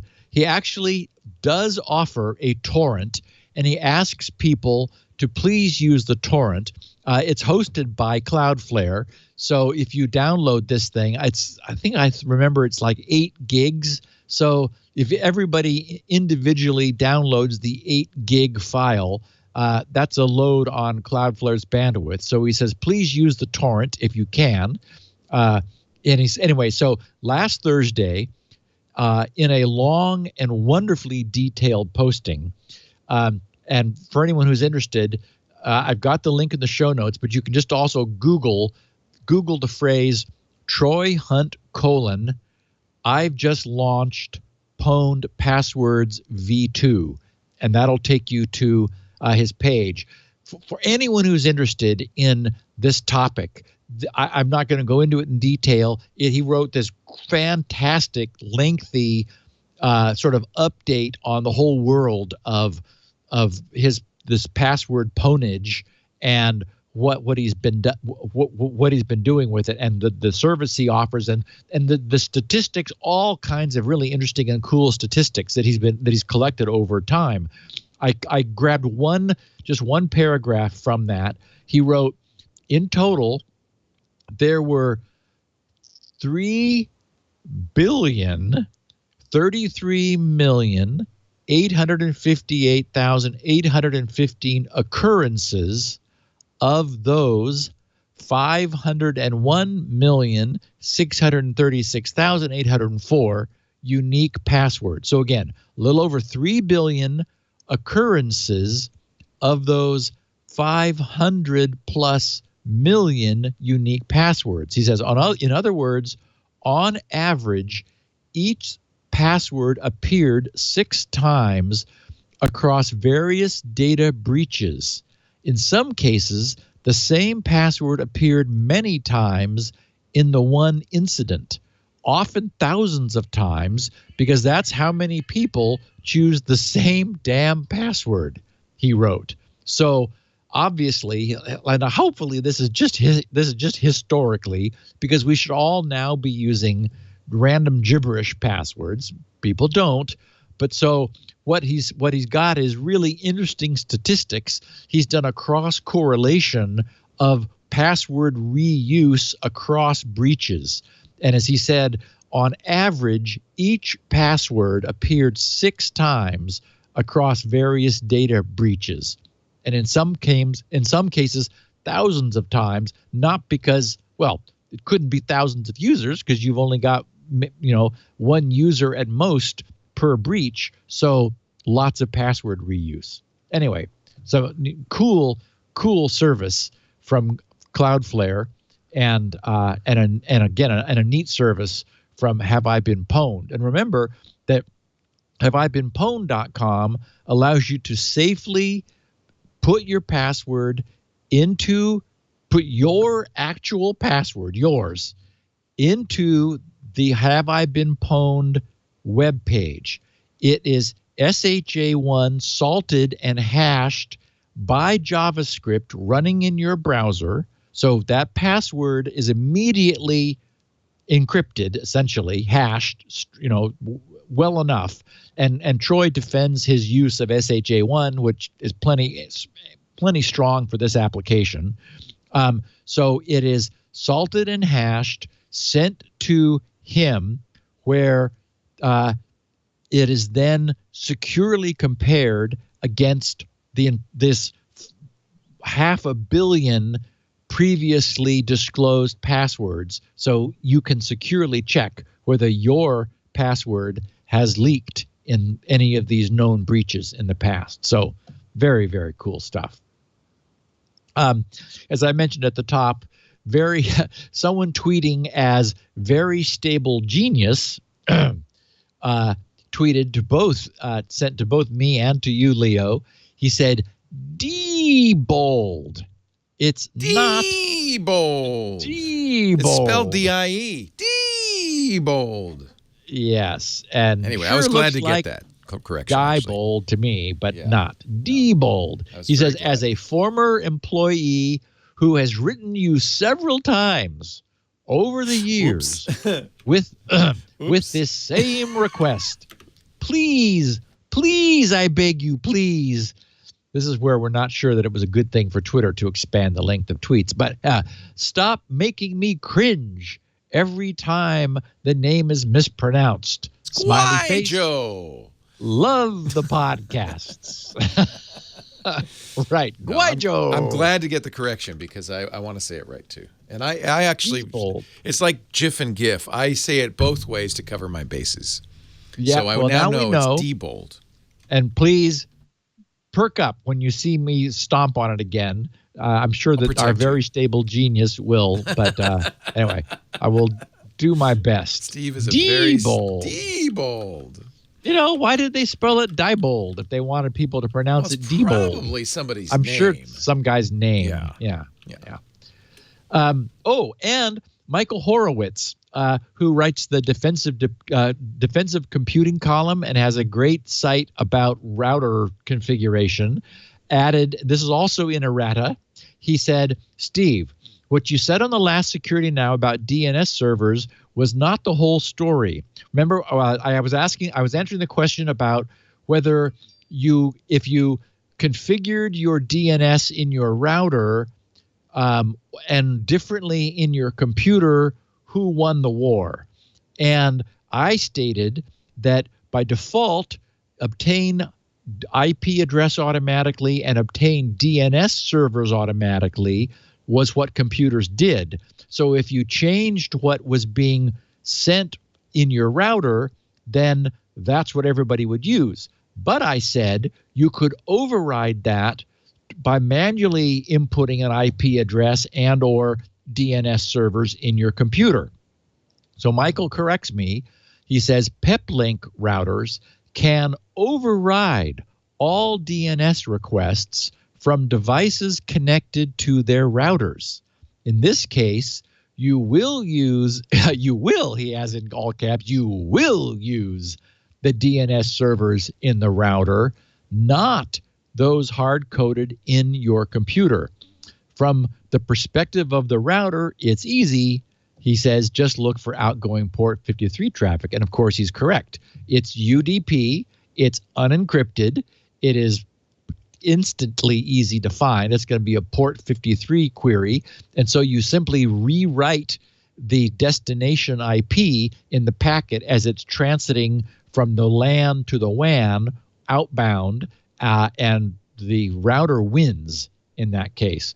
Now, if you got really fancy with something like an OpenDNS, where you were setting up a TCP connection or encrypting your stuff, then that changes the game. But of course, then you're using OpenDNS and not just arbitrarily trying to use a different router. So thank you, Michael, for the clarification. See, I'm puzzled by this because isn't there a DNS cache in the computer? Wouldn't that be sufficient? And the host file, don't those get referred to first?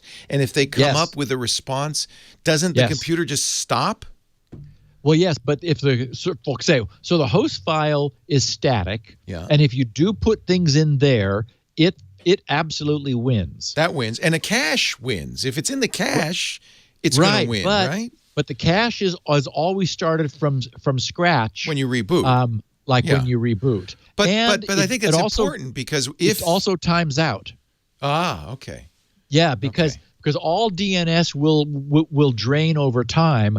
DNS records have a TTL, a time to live, which is like sometimes it's a day, sometimes it's a week, sometimes it's an hour. That's the point. Varies. If your cache gets poisoned, it's gonna win every time, right? Yes, it'll stay poisoned for a while.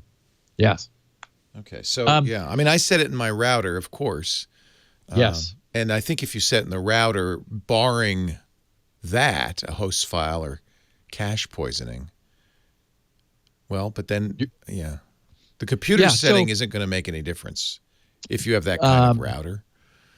So exactly. And Michael did add another router. I saw another tweet from him, but it passed by and I didn't catch it. So there are routers, we'll just say, where you are able to override. I've not seen this in any typical consumer routers, but the peplink is a router that offers the feature. And the point is, from a technology standpoint, it's not difficult to do. If the router has the feature, it would be able to intercept anything that was outbound and overwrite it. Yeah. And yes. Got it. So if it had the feature, it would overwrite anything, including a DNS cache. Exactly. Well, wait a minute, though. There's no cache query. It's just, because the router's not seeing a cache query. It's just seeing 192. Right, but the first time the computer, time. Yes. So it isn't. Yeah. So it isn't that straightforward. The cache wins and then hosts. Actually, hosts. No, I bet cache is first just for speed, Steve. You're not going to look. In every instance when I've made a change to my hosts file, it wins instantly. Okay. So I think it looks there even before it looks for caching. Okay. Yeah. We were talking about Ubiquiti routers, and a couple people asked me about hardware offloading.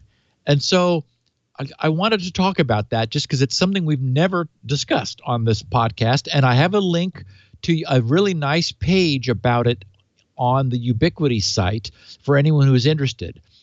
And it's significant because it turns out that the long time ago, back in the DDoS era, when people were like doing SYN floods, we talked about how the SYN packets, SYN, the synchronized packets that are used to start TCP, they were damaging or difficult to handle because they were so small. What that meant was that a given amount of bandwidth could carry a very high packet rate.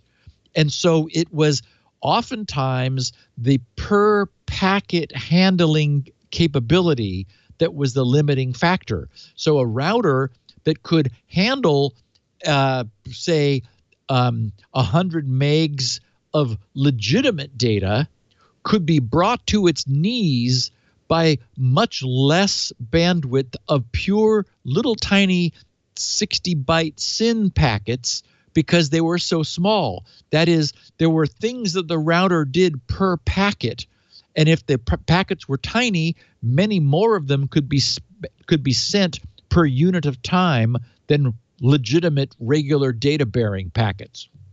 Well, this is all, of course, well known to router manufacturers. So one of the things that network adapters have long done, and that routers do too, is known as hardware offloading. Because, for example, every single internet packet has a checksum. It's a simple-minded checksum. It's a one's complement checksum where you just sum all of the packets and don't worry about overflows. And once sum all of the bytes of the packet. And once you've done that, you stick the checksum in the packet. And the idea is that when any other device receives it, that device sums up all the bytes and verifies the checksum in order to sort of do a simple-minded, were any bits altered in transit. Well, the point is that takes time, and that's a dumb use of the main CPU, the CPU in our computers. So for a long time, checksumming of packets is something that the hardware in our NICs, in our network interface cards or network interface controllers, did for us. It was just like, so the idea was that the driver for the driver, the OS driver for the hardware, knew that the hardware was capable of doing hardware checksumming, and so it let the packet go right by without bothering to itself to fix, as it's building the packet, without bothering to put the checksum in the packet, knowing that the hardware itself will do that with zero overhead. It can do it at register speed, so that essentially the software is offloaded from that responsibility. Well, the same thing happens with routers. The more advanced router hardware has the ability of doing various levels of hardware offloading, in some cases even involving encryption and encryption verification and signature verification of encrypted payloads. And interestingly, the Ubiquiti routers, many of them, even the Edge Router X, has that capability. It may not be turned on by default.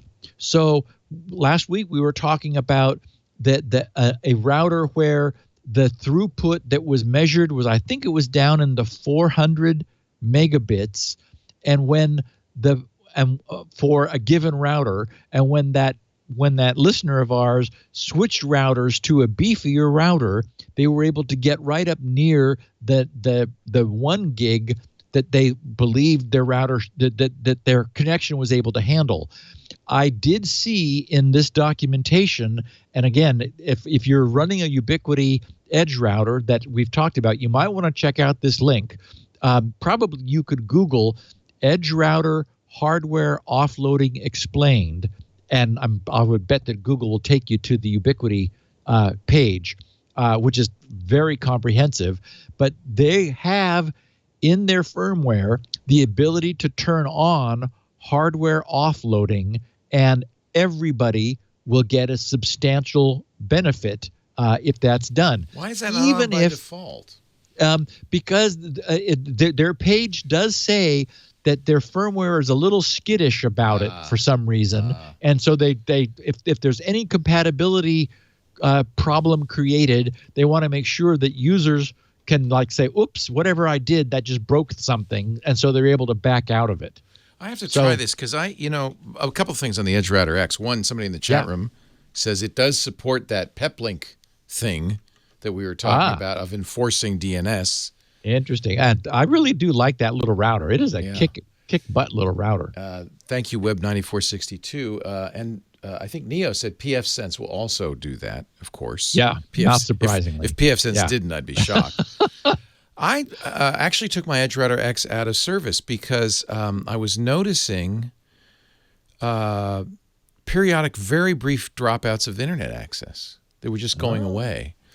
And it was really bothering the Roku. For some reason, Roku does not handle it well. Oh, well, yeah. I mean, you have a streaming device. It doesn't want to lose. Well, there wasn't still enough in the buffer. Well, I might try this hardware offloading. That might actually fix the problem. But taking it out of service and just using a different router fixed it. But well, and I was going to say that even if you're not saturating your connections, the hardware offloading could substantially reduce latency. Right. And of course, that's the buffer bloat problem, and latency is bad, especially for any kind of real-time streaming stuff. So I don't really need it. So I was just playing with it on your recommendation. So I'm just going to let the. So Roku is your choice of streaming. No, it's just one of many. Oh, that's right. I did hear you say that on one of the other podcasts. Like, no, I got them all. I have them all. We often use Roku. On my 4K TV, I have the Roku Ultra, Chromecast Ultra, and the new Apple TV. All three do 4K quite well, although the Apple TV is probably the best of the bunch. But Apple TV doesn't support all the channels Roku does, and vice versa. So you need to have at least those two. Apple TV's controller is the worst thing. It's awful, isn't it? My God. Yeah, the Roku is nice, and it has a headphone jack if you want kind of private Isn't that listening. freaky? It's bizarre that you plug the headphone jack into the remote control. Yeah. And you get your audio. Yeah, so I'm very. I use the Roku probably more than any of them. Yeah. Yeah. Apple TV's remote controller is the epitome of the failure of form over function. Because oh my God, is it awful? I just went back to Amazon, the Fire TV, because I finally got tired of fighting with Apple's controllers. Like it's so bad. Yeah. I got a nice, actually, this is a 3-note chain. I don't think I've ever shared one before, but I thought it was kind of fun because it just sort of highlighted a Spinrite customer's interaction with GRC. I've talked about Sue and Greg from time to time. They've both been with me for decades now. A customer named David Stidolf. I hope Stidolf. Anyway, David, sorry if I mangled your name. Stidolf. He wrote on the 17th. He said, "Hello, my name is David Stidolf. I have been a long, all caps, time user of Spinrite, but I have an immediate need. I need to recover a laptop drive, and I cannot find my ISO." He says, "Any chance I can download it again?" He says, "My current email is," and I redacted it from the show notes, but it's a Gmail account. Then he said, "My previous email was," and again, I took it out. It was a Roadrunner account, which he says is no longer active. And he says, "If I cannot download it, please let me know. Thanks, David." So Sue got his email, responded, "Hi, David. Your original receipt with download instructions has just been sent via email. Your transaction code in your emailed receipt is the key to your download. It will allow you to obtain replacement copies as well as edit your own contact email should it need to be changed. Sincerely, GRC, Sales Department." And then he responded in a third mail he thanked Sue, and he said, "Wanted to pass on a Spinrite story. My first PC was a 4.77, of course we all know that meant megahertz, clone, with a 5 megabyte MFM hard drive. He says, when it powered up, it sounded like a small jet engine. He said, I got a copy of Spinrite, don't recall whether it was 1.0 or 2.0, and ran it on that machine. Not only did it recover bad sectors, it quieted the drive down quite a bit. Go figure. He said, since then, I have saved many hard drives over the years. The software rocks. Best of luck. I hope you guys sell lots. David Stidolf. And nice. Of course, he did receive the ability to download a copy. That's true of all of our customers. We have a database. Sue's able to query the database based on whatever information a customer can provide and can then re-enable their ability to download the product. I have a feeling once 6.1 starts to become available, Sue's going to be very busy helping people to regain access so they're able to download their free upgrade to 6.1. Nice. I'm not looking forward to that, but our customers are. So a few closing the loop bits. So Stefan Corrivo, whose Twitter handle is No Thumb Bowler. I don't know what that means. He has no thumb. And he bowls. But he bowls. So he's a three-finger bowler. A three-finger, okay. The bowling balls have 4 holes? I don't know. I believe. Anyway. Yes, they do. Or 3. So your pinky doesn't go in? They have 3 holes. Ah, that's right. That sort of feels right. 3 holes. Your anyway, thumb maybe and then your index finger and your middle finger. Maybe he holds the bowl with both hands and then rolls it down. That's how I do it. Yeah. Throw it down. So he says, I'm not looking forward to the day that many domains are using different crypto mining and my browser with multiple tabs is rendered useless since each domain will want 90% of my CPU and degrade my internet experience. Well, the good news is, I'm sure when that happens, non-current tabs will not have the miners running still. So, this will get managed. This could be a passing fad, this idea of permitted mining to replace advertising revenue. I don't know. I think it's gonna, if it doesn't die before it can be made efficient, I think it might make sense. We'll see. But in any event, the browsers will certainly become aware if this becomes a thing, and it will only be the page your eyeballs are viewing at the moment, which has mining running on it. So when you switch away, that'll be shut down, I'm sure. Anthony tweeted, Bluehost wanted me to provide the last 4 characters of my password for identification. Does that mean they have my plain password? He says, I thought password is hashed in the DB. Well, that's sort of an interesting hack. I meant to add a screenshot that Anthony provided, or I guess I went to get it, or maybe both, because it was interesting. They were in fact asking for the last 4 characters of his password, and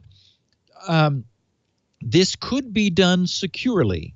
So when he originally provided them with his password, they would have received the whole thing. They could have hashed the whole password and saved that, and then hashed the last 4 characters and saved it separately.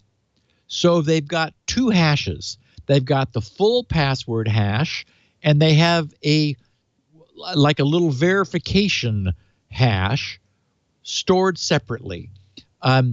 Access requires the whole password, but identification, and I don't understand quite the use case of that. I didn't see why it was that they would want identification without full password, but I mean, it's sort of legitimate.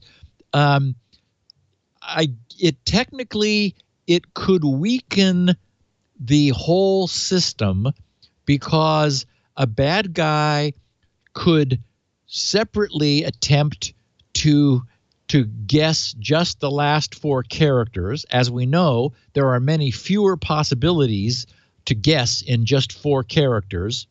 Maybe that would allow them then to spoof this identification phase, whatever that is.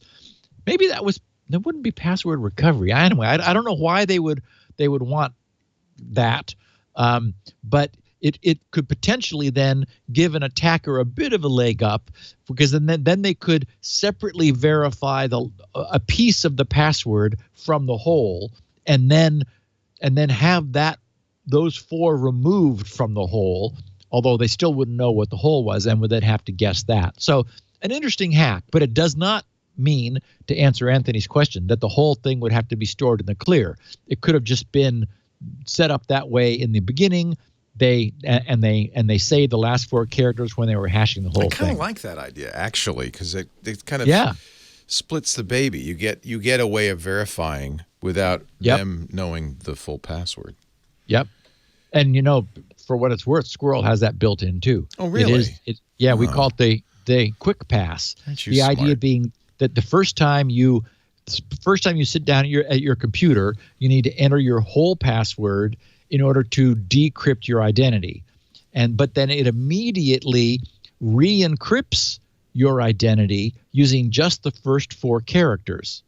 And so that subsequently you're able to just go bing, bing, bing, bing. Oh, and you can change 4. You can adjust it up or down to suit your taste. So as you are re-authenticating yourself with Squirrel over the course of the next few hours or the day, like whatever, a session, you're able to just give it the beginning of your password, a pin, exactly.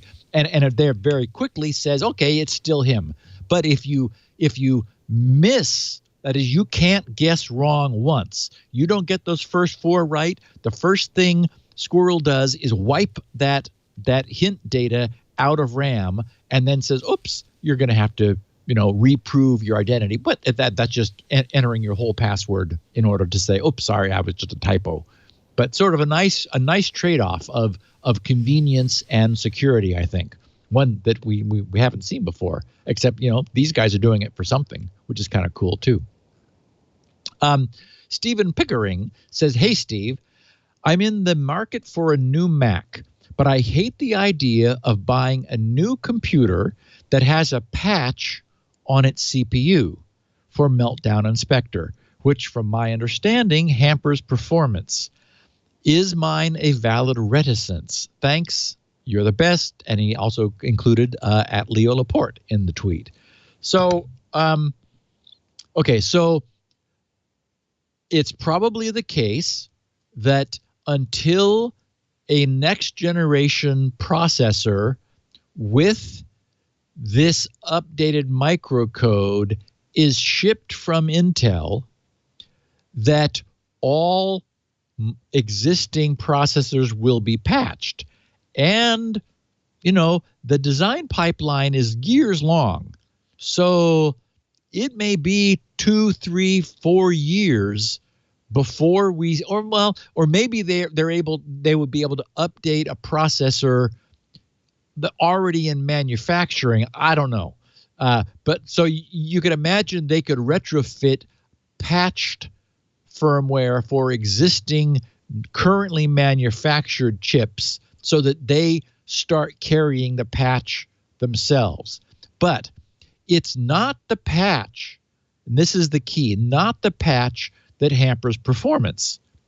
It's the fact that we've had to give up something we had. The patch gives software the control that it has not previously had that is necessary for security. And it's the security change, the security fix, which is causing us some performance loss.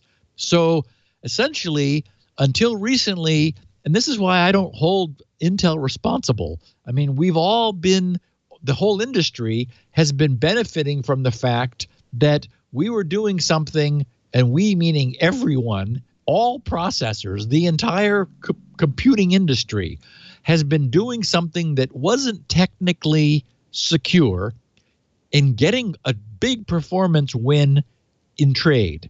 Well, now the bad guys have figured out how to leverage that insecurity, that vulnerability, and so we're having to back off of some performance that was nice to have, but now, unfortunately, we can't have it anymore.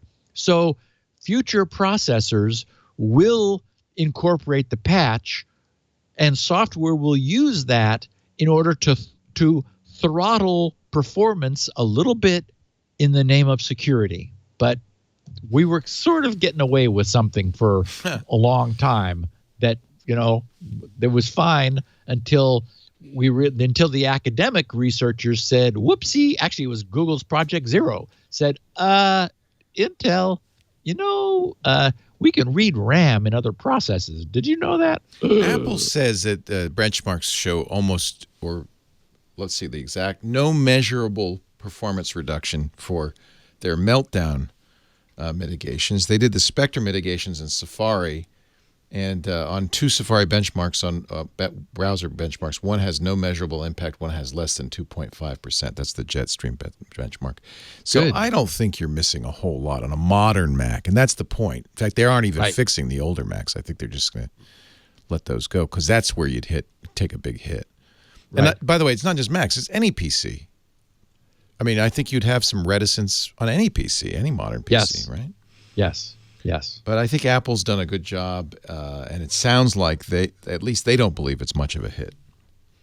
Right. Modern PCs are so fast. You wouldn't. Oh, notice. I know, Leo. We're so spoiled. Yeah. Make sure you get an SSD. That makes a bigger difference than anything else. Yeah. And lots of RAM. Yeah. So, a few mining questions, which leads us into our discussion of WebAssembly. Nick Stoller said, regarding JavaScript mining, wouldn't WebGL allow pretty efficient mining without building it into the browser?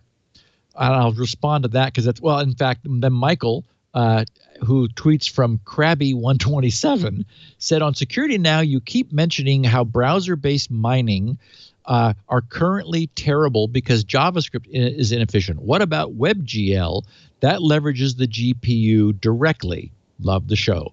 Okay, so both Nick and Michael, WebGL does give browsers access to the graphics processing unit, but not for raw hashing, which is what we want. The WebGL accelerates, WebGL primitives, making them run much faster. So graphicsy things like blitting areas or fast vector computations or 3D permutation and matrix multiplications, those primitives which high-end graphics processing needs, that's what's accelerated on the GPU. What mining needs is just raw brute force hashing. And so that will be the innovation that I hope we'll see, is that there will be some extension of web hash or web crypto, or who knows what we'll call it, which gives browser code access to GPUs for hashing. That will be the thing that then gives us, really good performance and leverages the GPUs that are sitting around looking for something to do most of the time, relatively speaking. So finally, two of our listeners, Sebastian, I hope this is Boisvert, Boisvert, Boisvert. What do you think that? Boisvert? Probably, maybe the T is silent. I don't know. Anyway, Sebastian, sorry I mangled your last name. And Andreas said, so Sebastian said, would WebAssembly make web crypto mining more practical? Andreas asked, he said, second week in a row, you talk about JavaScript being way too inefficient for crypto mining. What about, for example, WebAssembly? And then he gives me the URL, webassembly.org. So I wanted to address this just to wrap up this week's podcast. WebAssembly is better than JavaScript, but still worse than native code. It is a standard. It is definitely on the way to happening. The first benchmark is called the MVP, the minimum viable. Usually product, sometimes program. Minimum viable product.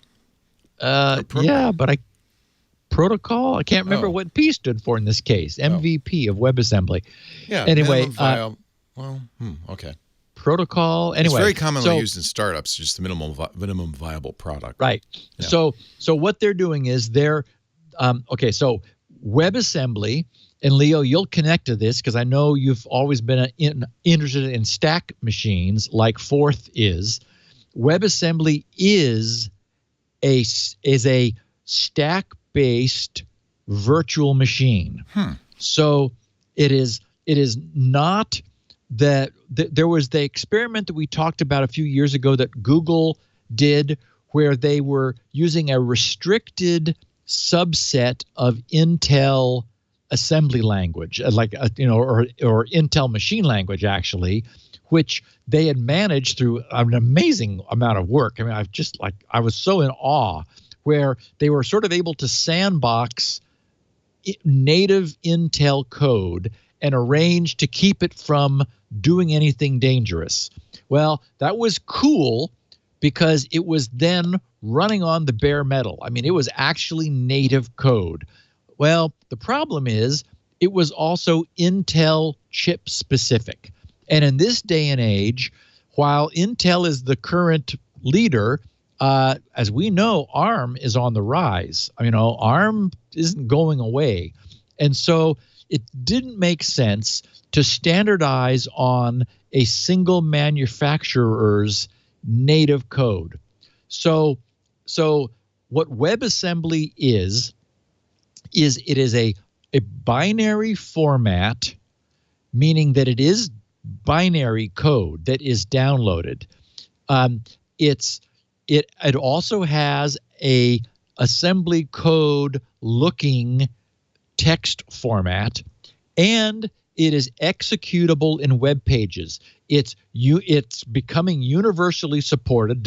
Is now in the hands of the World Wide Web Consortium with engineers from Mozilla, Microsoft, Google, and Apple. So it's going to happen. It is compiled currently from C and C++. So you start with C and C++ code. It is, however, it can be targeted at other high-level languages in the future. So C and C++ compiles to WebAssembly, but it is bytecode, as the term is. It is interpreted bytecode. What is the reason it's interesting is that it is very compact. It runs fast, and the goal is to approach native machine code speed. It isn't there yet because, again, you need an interpreter. So there's a layer of interpretation which is emulating a virtual machine, a virtual stack-based machine, which reads the bytecode and does things with it. So there's still a layer of translation there. But for web browsers, the reason it really wins is that it is very small, so it downloads fast, and it can start running the instant it arrives. JavaScript is ASCII. It's script, it's text. So we've got all of these JITs, all these just-in-time compilers and JavaScript interpreters, and to their credit, they're doing an amazing job, but the code comes down as text and then has to essentially be interpreted / compiled. And what they've done is an amazing amount of work. But think about it. Every single time some big Node.js blob is downloaded or any JavaScript is downloaded anywhere, It is going into a browser, and all of that work is having to be done redundantly by every single person that downloads it. What WebAssembly has done is, I think very cleverly, they've moved that work to the other side of the connection. They've moved it to the delivery side or to the server rather than weighing down the recipient. So code gets written in a comfortable high-level language like C. It's compiled into WebAssembly, and it's a pre-compiled, ready-to-run binary blob. Yes, it's not native code, but the advantage of that is it can run on any processor that has a browser that runs WebAssembly, and they're all going to. So what we're going to see is, I think we will over time see a shift away from JavaScript to WebAssembly, because it'll just make sense. What the user experience will be is snappier applications. It'll just the moment the page is there, the code is running. It's not running at native speed, but it's running faster than JavaScript. But mostly it's starting up instantly. So it makes a lot of sense. It gets us closer to the hardware. Still, in order to have chip independence, it's going to be a virtual stack machine, which is now well defined. It may be moving forward in the future as it evolves. So there will be version 1, version 2, and so forth. But what we really need is we need GPU hashing support in our browsers. When we get that, either by an extension maybe or native in the browser, that'll give us high-speed crypto mining capability managed then by the browser. WebAssembly, nice step forward. It is happening in the industry, but it's not, and it's probably a better solution for mining than JavaScript, but not the same as running native code.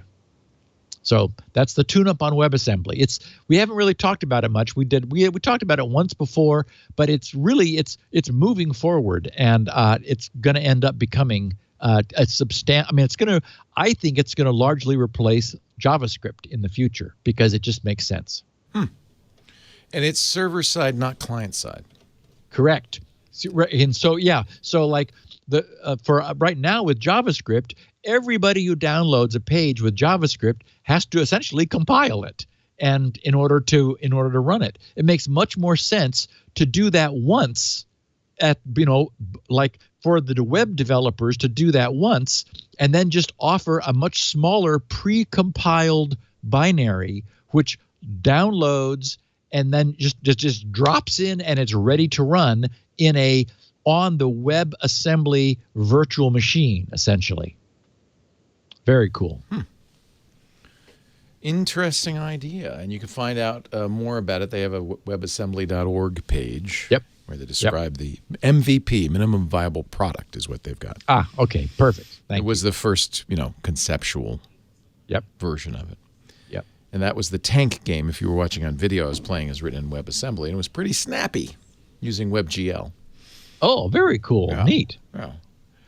Well, Steve, we've come to the end of this fabulous, gripping edition of Security Now. I've been gripped. Grip. Hold on to your whatever you need to grip. I hope you've been gripped as well. We do this show every Tuesday right after Mac Break Weekly around about 1:30 p.m. Pacific, 4:30 Eastern, 21:30 UTC. I'd love it if you stop by and say hi. You could either do that at twit.tv/live. That's the live video stream. You can listen on any of your voice-enabled devices. Just ask for Twit Live. The syntax depends, and it's changed apparently. On Amazon Echo, you have to now say, listen to TuneIn Twit Live for some reason. But that works. You can also be in studio. Email tickets@twit.tv. We'll make sure there's a chair out for you. And if you can't watch live or be here live, you can always see the on-demand product. Steve keeps it at his website, grc.com. That's where you can get the 64 kilobit audio plus the nice transcriptions that Elaine Ferris does, so you can read along as you listen or search. It's a great way to jump right into the show. We have audio and video at our site, twit.tv/SN, for security now. And Steve's at SGGRC on Twitter. I know a lot of people talk to him that way, so that's a good way to reach him. Or grc.com/feedback. While you're at GRC, please pick up a copy of Spinrite. You'll get a copy of 6 the minute it's done. You can also read about Squirrel, all sorts of stuff, grc.com. Everything's free except Spinrite, but that's the one you want to pay for. So there you go. And Steve will be back next week to discuss the latest in security. Thank you, Steve. Sir. Who knows what's in store for us? Evil lurks in the hearts of hackers. We'll catch up next week. Knows. See you Thanks, then. buddy. Bye. Security.